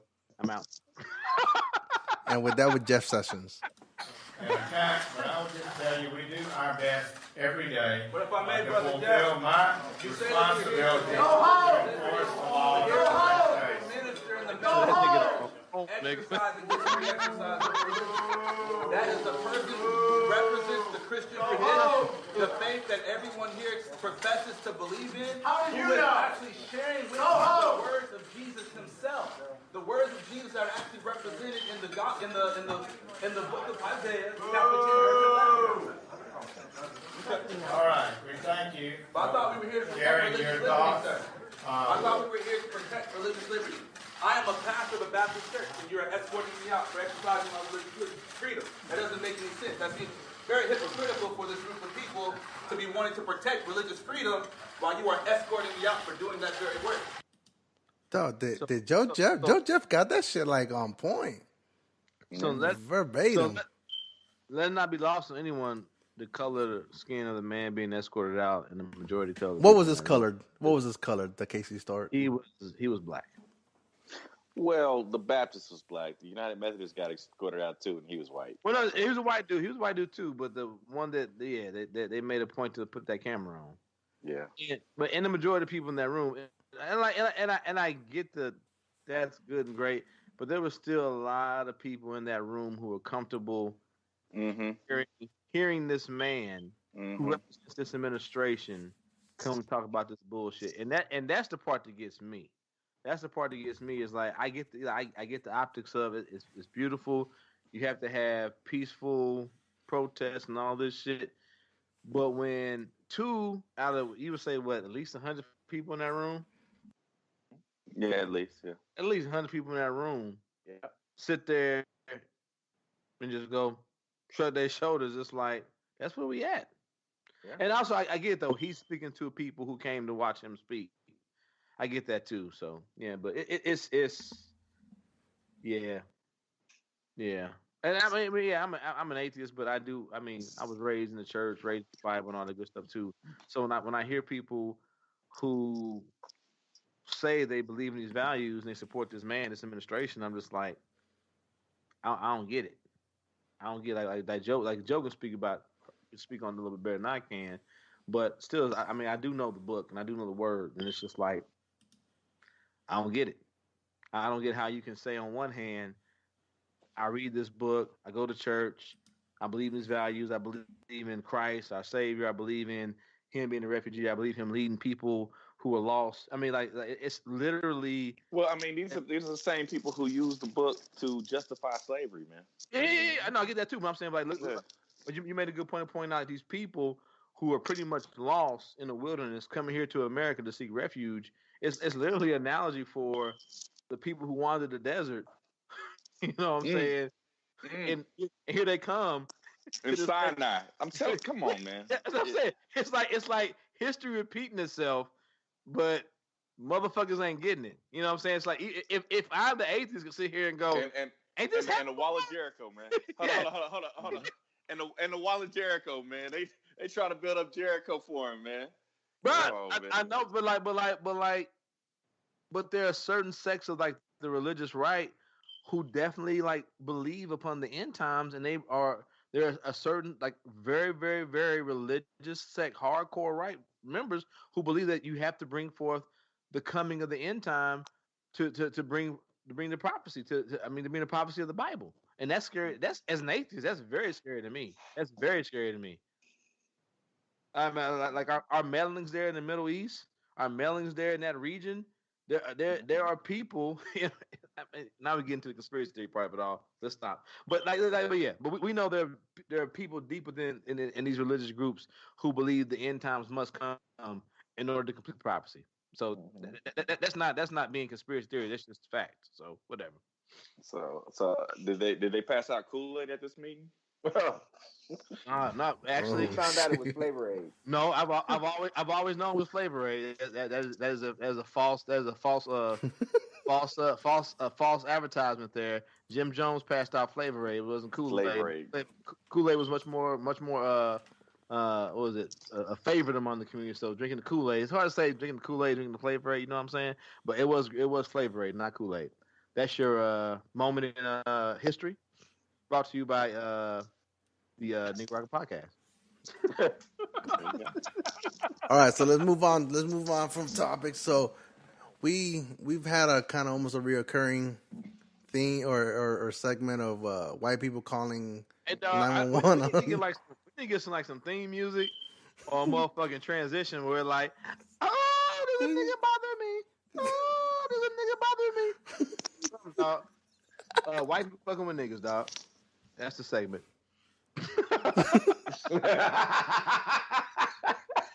Hey, whatever happened to great moments in white privilege? Whatever happened to that segment, man? I didn't know like niggas really fuck with it. It's like we have like 2 fans, but now we got other niggas on here. I understand that niggas did like some of the segments, so I'm like definitely. That's what I said. Like if we like people out there who listen. If you send like hashtag like great moments of white privilege, hashtag bag of dicks, hashtag politics or whatever. My bad. Oh my god, my digestion's fucked up. If y'all send it to the pod to the @Negroraguan, is that Negroraguan Podcast on Twitter, we'll think about it and add to the show notes like niggas in the chat group. Anthony, we work side by side, nigga. And anytime niggas like you find something and you think it goes into a category, it definitely be considered. But people see we are getting a little more organized with the show. So I definitely I don't want to like follow other shows like shows that I love, like Black Hour Tips. They got like fucking with black people. So I definitely want to get our own shit. Bag of dicks. What was it? What would you say? Great moments in white privilege or whatever the fuck. Mm-hmm. Fucking with black people. I mean, not fucking with black people, but white people leave us alone. Something I don't know. Whatever. We'll figure it out. We're young. We need to have like a moment called duck boat moments. Nah, see, you going back to that shit, man. You going back to that shit, Joe. That's back-to-back episodes you trying to open that.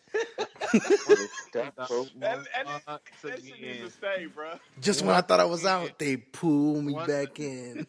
Once again, dog, I was Damn it. to that. You ain't shit. You ain't shit, Roger segment. There you go. Hey, you know what? Yeah, it could be the you ain't shit segment, dog. There you go. You ain't shit, dog. Like, just me trying to make Joe Jeff laugh about something that's horrible. Hey man. Hey man. You know what made me think of that? What? When the Red Sox won the World Series, they had a parade, and I guess their tradition is they rolled through the parade in duck boats. Oh man! Oh.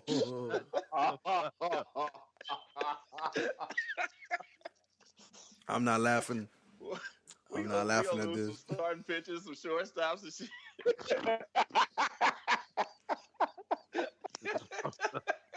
The duck boat. Hey, nigga. Hey, motherfucking Red Sox in the offseason looking for center fielders and shit because the motherfuckers. I'm trying to avoid, dog. Hey, hold on, dog. Was there an old black man in a wheelchair being drugged at the bottom of it, nigga? Hey, you don't do that shit. Don't do that, nigga. Yeah. Don't do that. Oh shit. That's gotta be a reoccurring thing, bro. Duck boat moments. We'll figure it out. That moment. See, wow. This moment brought to you by. Have you ever? By high interest credit cards. Right. Don't want to do that, nigga. And purple juice. Brought to you purple by juice. high interest credit cards and one night stands with no condoms. On to the segment. You don't want to do that. This moment brought to you by the Tuskegee Experience. God damn. All right, here we go. Okay. Got fucking sick. All right. Gotta really back in. Let's go. So Frank just looked up Tuskegee Experiment right now. No. So so we have They was flying planes? Oh shit! So white people keep calling the police on black folks. You ain't shit.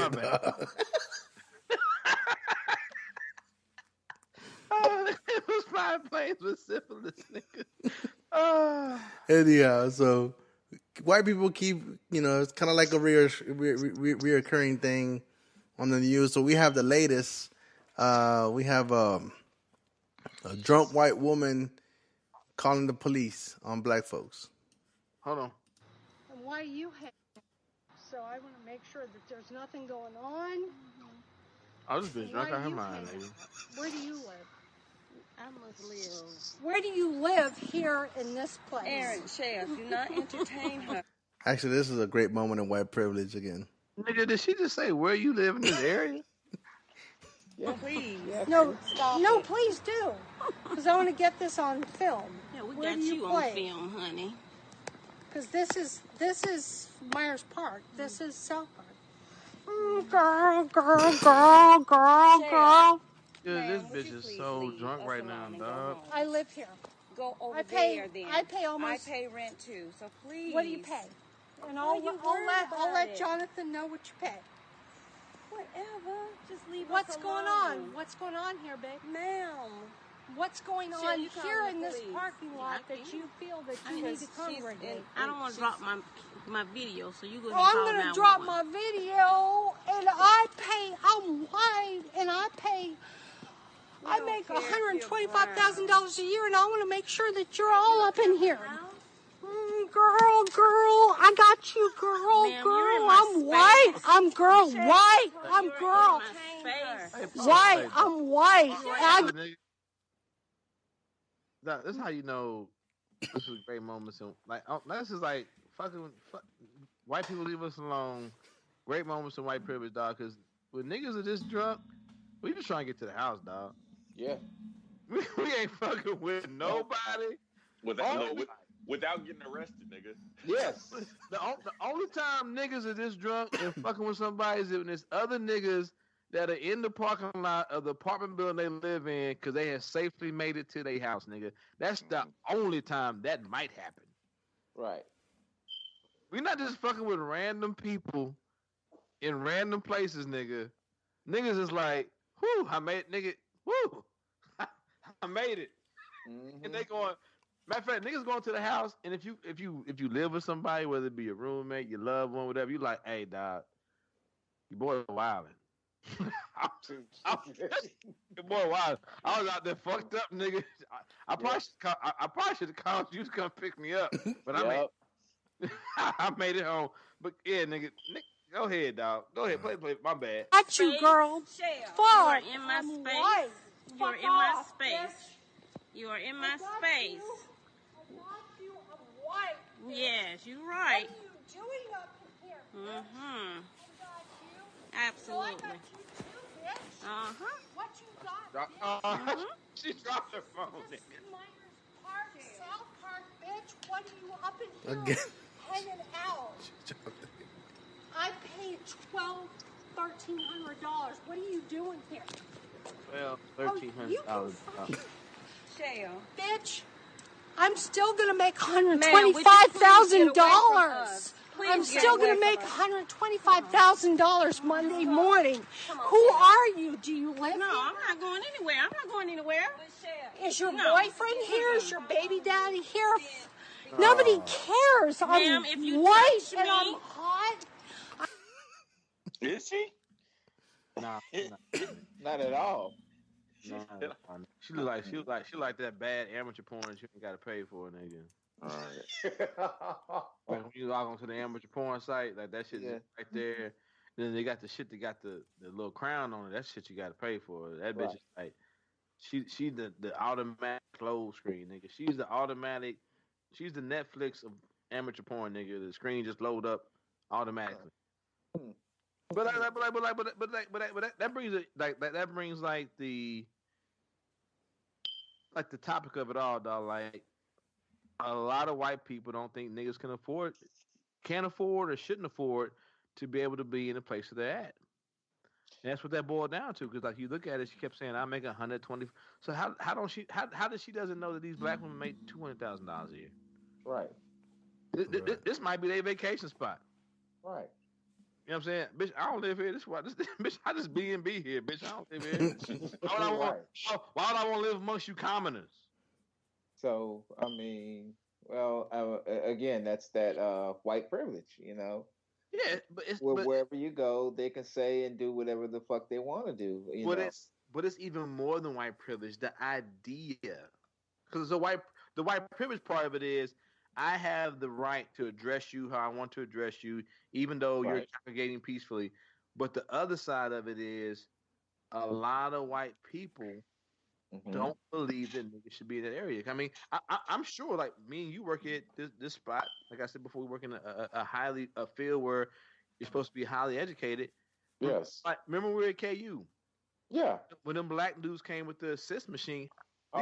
These are black men, all black men. How shocked were they that so many black people worked in the electrophysiology lab? Yeah. They were shocked. They were shocked as hell to see us.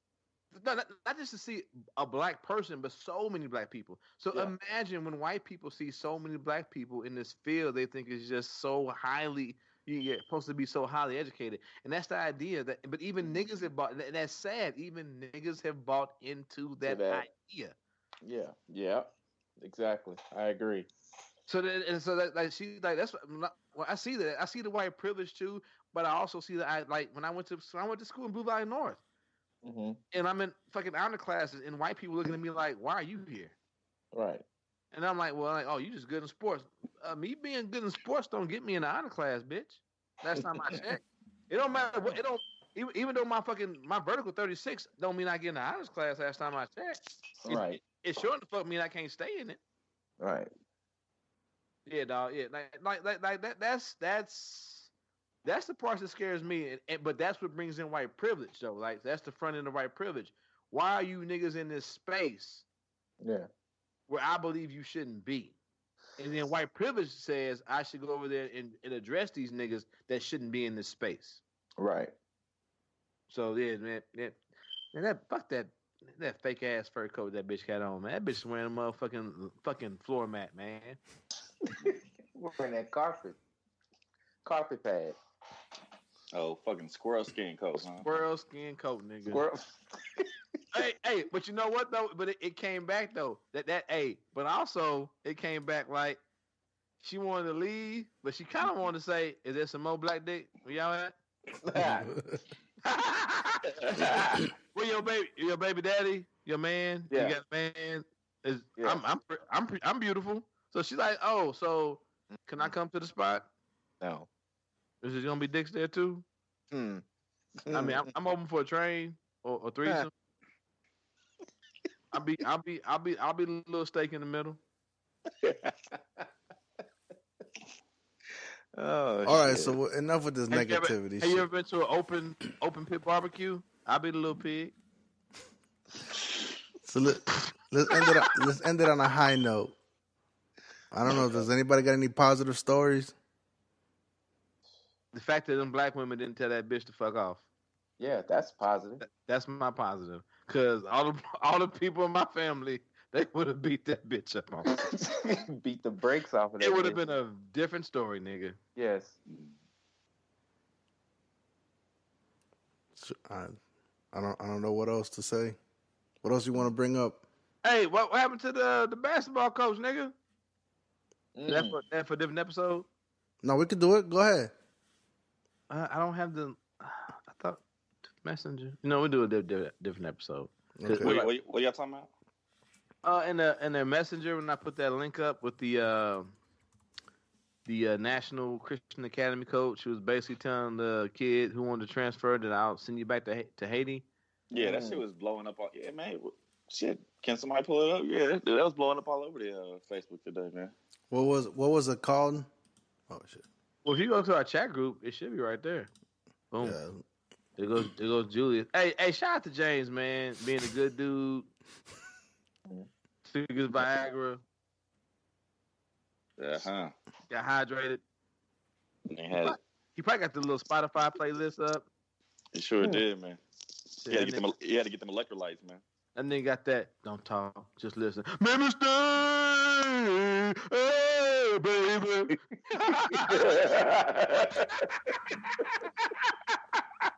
Hey, nigga. Hey, shout out to you. I hope you got balls deep tonight, my nigga. And if you feel like I feel, baby, come on. Wow, come on. Shout out to niggas living their dreams. Let's get it on.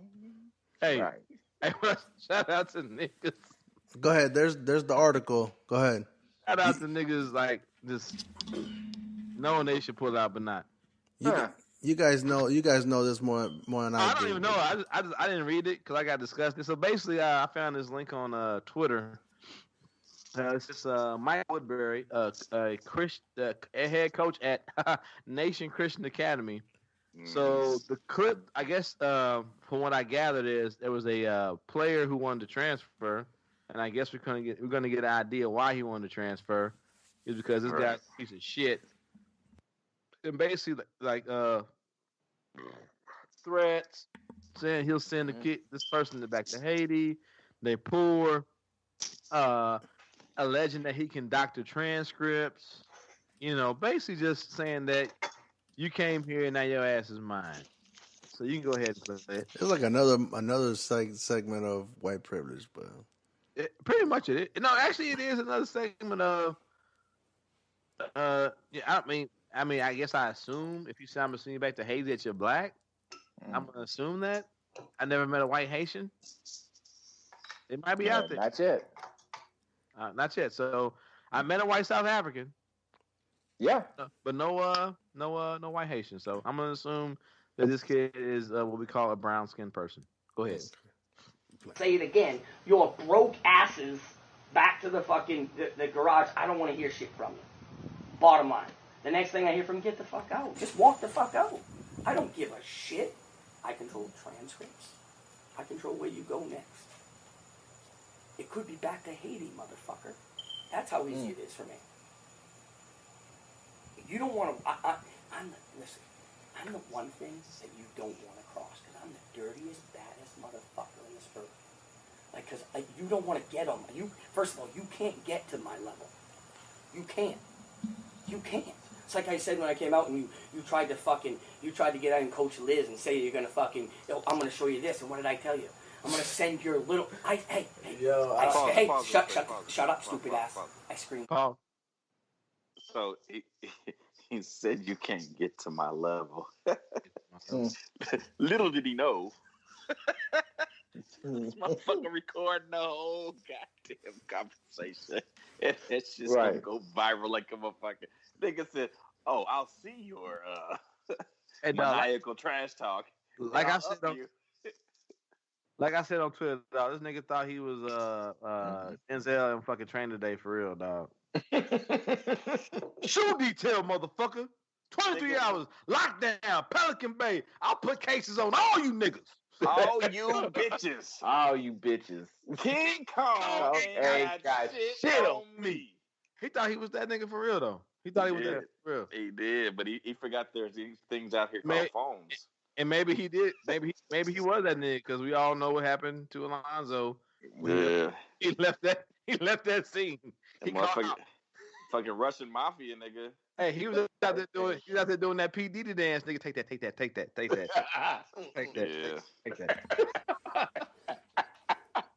Hey, go ahead, Frank. Go ahead, man.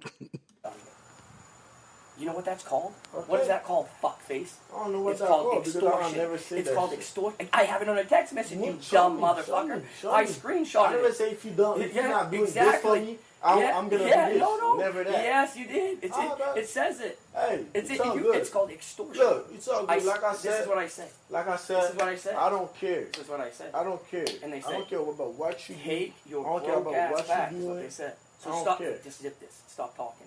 The rest of the thing, you're never. No, you're done talking. Oh, I'm being done. You're done talking. No, stop. You're still talking. When I just tell you, stop talking. We're gonna make sure you're still talking. You're done talking. That's what I'm saying. I've been done talking. Stop talking. I've been done talking. Because now I control everything. I just want you to really know that. You control what? I'm gonna fuck you in your ass the next time you talk out of line. Damn. He threatened to rape this guy. Hey, dog, we still got like 40 minutes left of this recording. But like, understand this though. Understand this. This isn't a kid coming to him begging for money, saying I raped your daughter, saying fuck you, saying fuck that. Transfer. This is simply a kid saying I want to transfer. Yeah. Understand this. This is a prep academy, right? Am I wrong? Yeah. This is a this ain't even NCAA. So imagine how dirty it get at the NCAA level. This is a fucking prep academy. Right. That's how we know Bill Self did that shit. Yeah, shout out to James. And that's why I will. When a motherfucker get on that high horse talking about the kids get paid, this and that, I'll be like, these niggas making money for the not for these schools and for these companies. Yeah, I give a fuck if they get a car, nigga. Right. Cool. When they knees is as hot as mine's at 40, y'all ain't gonna give a fuck. Nope. When they looking like Earl Campbell and can't walk to the podium to get his motherfucking Hall of Fame jacket, y'all ain't gonna give a fuck. Y'all gonna be laughing just like me. I mean, real you talk, ain't nigga. Shit, dog. You ain't shit. I'm not shit. You ain't shit moment right there. I'm just saying, but it's the truth. When they brought that nigga up there in that motherfucking golf cart, and they show Emmitt Smith's eyes, nigga, that nigga Emmitt Smith eyes like them big ass coon eyes on that motherfucking that blackface, nigga, I was laughing, nigga. I'm sorry. I am so sorry, nigga. This moment brought to you by duck boats. Oh, shit. Duck boats, gonorrhea, and niggas who don't pull out. This idea brought to you by bad ideas in general. This nigga this moment brought to you by niggas who voted for Trump and buy Kanye West clothing line shit. Well, let's finish this off real quick. Come on. But no, for real though, man. But like, it fucks me up though that people really like. We talked about a long time ago, though, that sense of entitlement that people think they have with athletes, bruh. You mad because you can't do it. Right. Mm-hmm. Bottom line, nigga. Bottom line. Yeah. You mad because you can't run a motherfucking 4.2. You mad because you can't take off from the money. You mad because your little fat ass can't even do a fucking random ass bullshit dunk. That's why you really mad, bro. Yeah. They don't, nigga. I didn't know you nothing. When Joe Jeff was running track, he didn't owe you nothing. Nobody owe you nothing, nigga. Nigga, you in the stands, nigga. Enjoy the show. That's all I owe you, nigga. That's all Joe owed you was a good fucking show, nigga. Didn't nobody make you buy a ticket? Nigga, my bad. I'm getting mad, bro, because like niggas really be on that entitled shit, dog. Niggas really think like nigga, like they own you. They own you. Damn, I pushed all the buttons today, bro. My bad. Yeah, just because I wear your fucking favorite team's jersey, nigga. You don't own me. I mean, that's just like the NCAA, though. That's basically no. But the NCAA is allowed to eat and live because entitled motherfuckers think they own you. Yeah. That's what I mean. Oh, my bad. But I know you meant that, but that's what I'm saying, though, dog. Like, niggas really, like, feed off of that shit. Like, yeah. Like, when I'm out there at 105 degrees at Whitworth Academy 3 times a day. Yeah. With fucking 20 pounds on my back, nigga. My helmet and my shoulder pads. And I'm trying to tackle a nigga that outweighs me by motherfucking 40 pounds, nigga. Mm-hmm. It's a privilege. A privilege for what, nigga? To get fucked up? Right. Joe Jeff out here busting his ass in the hot ass sun, trying to run motherfucking world class speeds and shit. Probably blowing his knees out, his motherfucking Achilles out, his hamstrings, all this other shit out. For what, nigga? So MU look good? Yeah. But it's a privilege, nigga. We should be happy. I should be happy that I had to get my black ass up at 4 a.m. to work out so I can make it to my goddamn chemistry class at 7. Right. And keep my black ass awake. Guess what? I got to come back to practice and work out again in the motherfucking evening, nigga. But it ain't a job. You're right. It ain't a job. It's fun.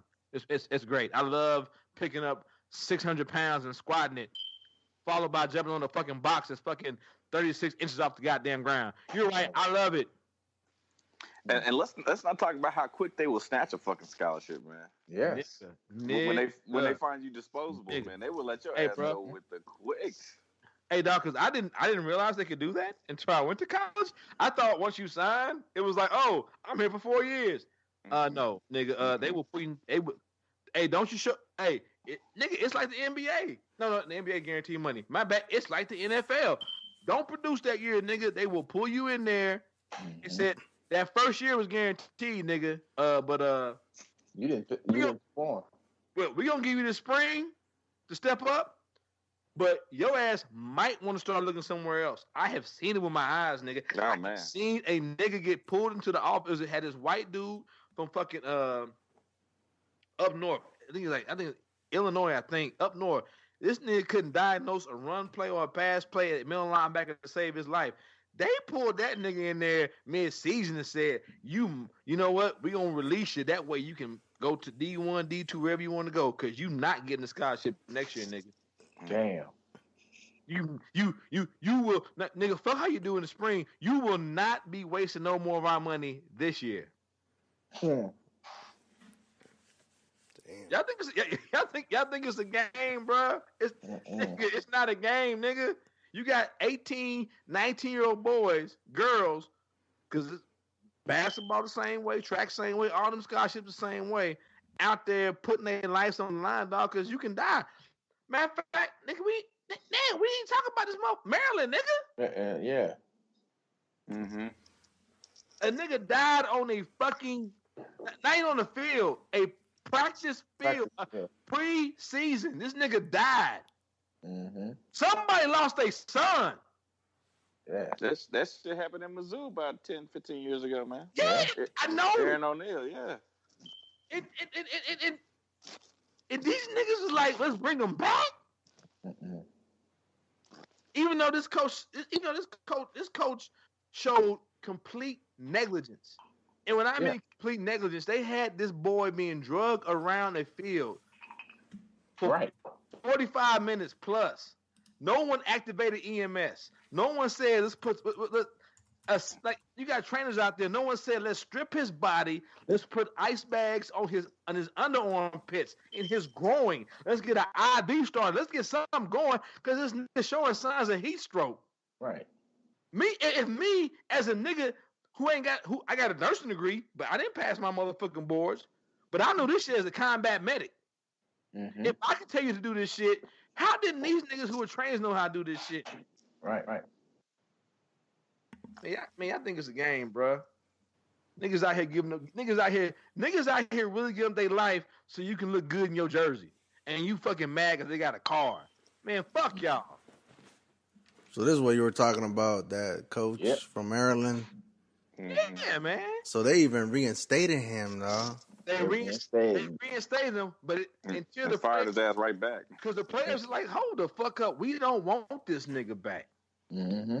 And then until the player said, but I liked that the player stood up. Now, it's like, what does it really mean? I mean, but it shows they got a little bit of power. But in the end, who knows? But it just shows you got a little bit of power. It's like that shit in Missouri, like that lasted for a little bit. But it just shows you got a little bit of power, man. Mm. I mean, like it ain't a lot, but it's a little bit. And of course, you know, Missouri it's mid Missouri. All them little racist motherfuckers came out. Well, we don't want them niggas out there. We want them motherfuckers out there playing football. And I'm like, what they really mad about? Just play football. That shut up and dribble shit. Mm-hmm. That shut up and play ball shit, man. That shut up. Basically, and make beats. Yeah, make beats. Yeah, nigga, make beats. Make beats. Nigga, make beats.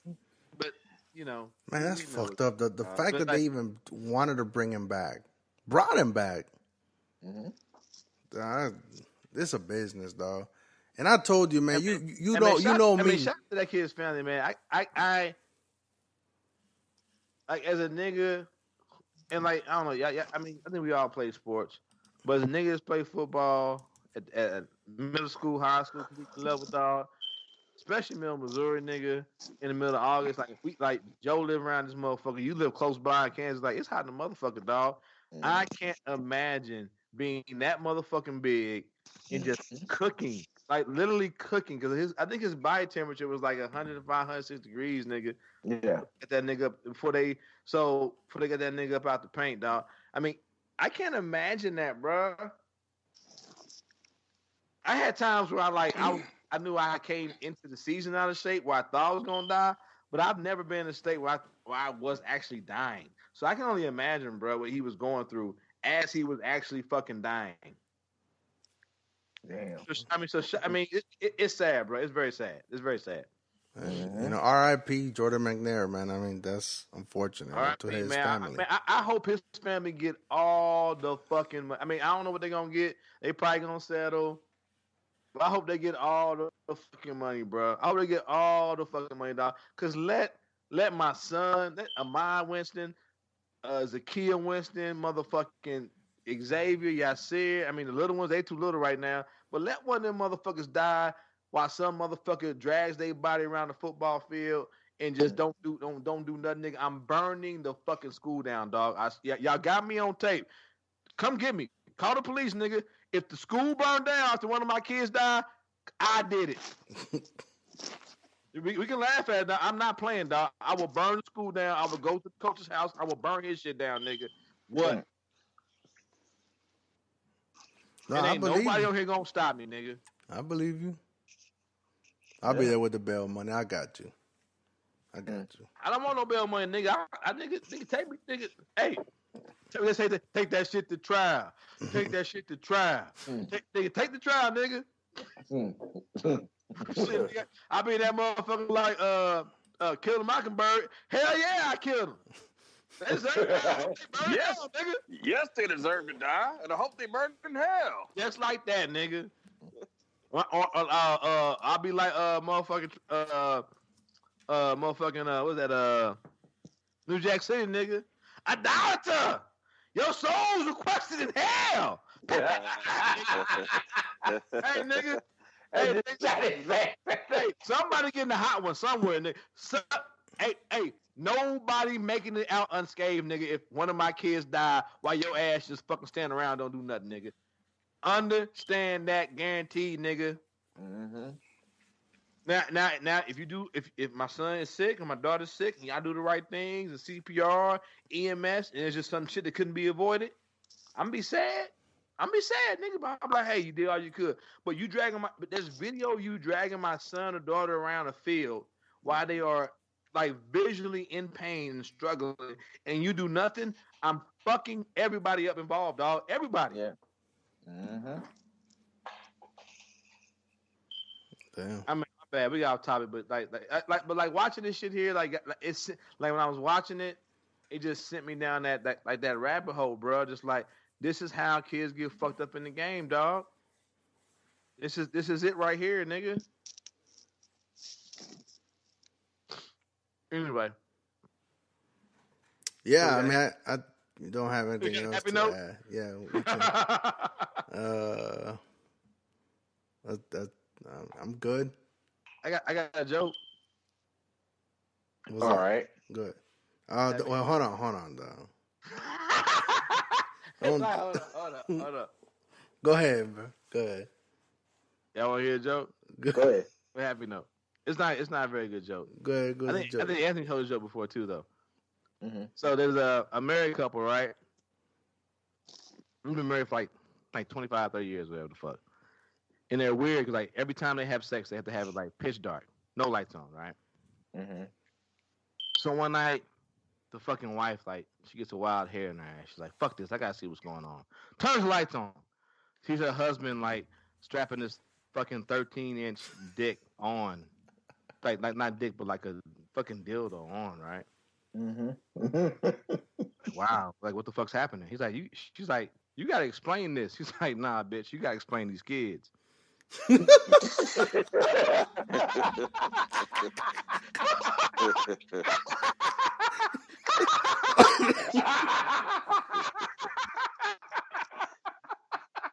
That's it. That's my contribution to lighten the mood up.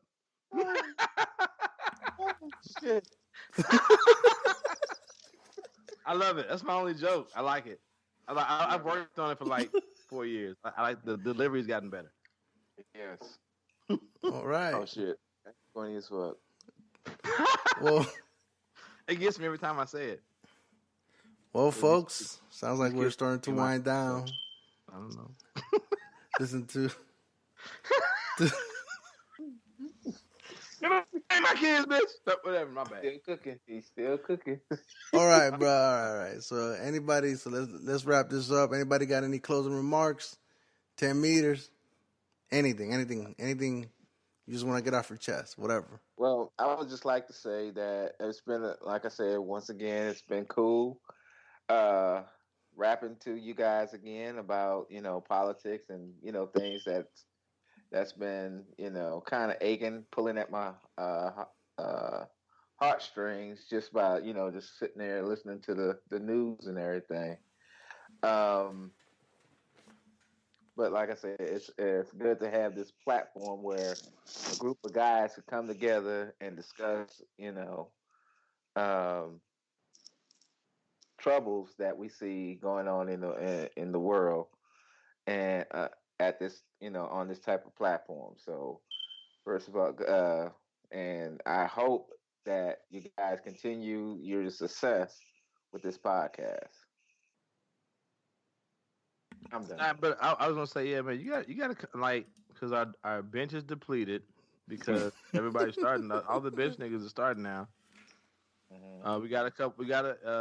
I mean, damn, it's sad though. We just talked about scholarships and fuckery, but we got a couple scholarships. You want to, come. We not very well known. We can get you a full ride, get you a nice little dorm. Get you on the ground floor, man. Well, ground floor. Get you a meal plan. Eva J's is always good buffet. Scholarship is per episode basis. So per episode basis though, because you can't get cut. I understand that. Okay. You got to perform, nigga. You got to. Actually, we need two, so we can do partials. Do partials, guys. Come in like the last two segments and shit. Yeah, nigga. We don't do room and board, but we will pay for your first hour of your first class. Okay, there you go. Well, it's good, man. It's good to have you back. Hopefully next time you come back on, we'll get into your story. I know Winston talked about it a little bit. If you want to, it's up to you. Give you about a week or two, a couple of days to think about it. Okay. But yeah, man, it's good to hear you back. Good to have you back. Thank you. What about Joe? Any closing remarks about anything? Yeah, man. Tuesday, vote out the bums. Yes. Mm-hmm. Yes. Show up and vote. Yes. Most deaf. What about you, Frank? Yeah, I mean, just kind of repeat the message of Joe. Go out and vote, man. I mean, I know some people, this may not be the best system, this may not be the worst system, but it's the system we got, and we have to make it work for us. I mean, we're older, we're a little bit wiser, but anybody out there that's young or white or on the fringe of being a Democrat or a Republican, vote Democrat, bro, because even if you don't vote, that's a win for them, for the opposite side. So, don't vote, man. Me, there I said vote. And women. Vote. All that good shit. And I've been very aggressive on this podcast. So I want to close out by saying find something or someone you love and just learn a little bit more about them or that every day. I am the Casey Stork. These are my homeboys. But primarily, I got my nigga 30 Pieces AG. We out. And as always, enjoy the music.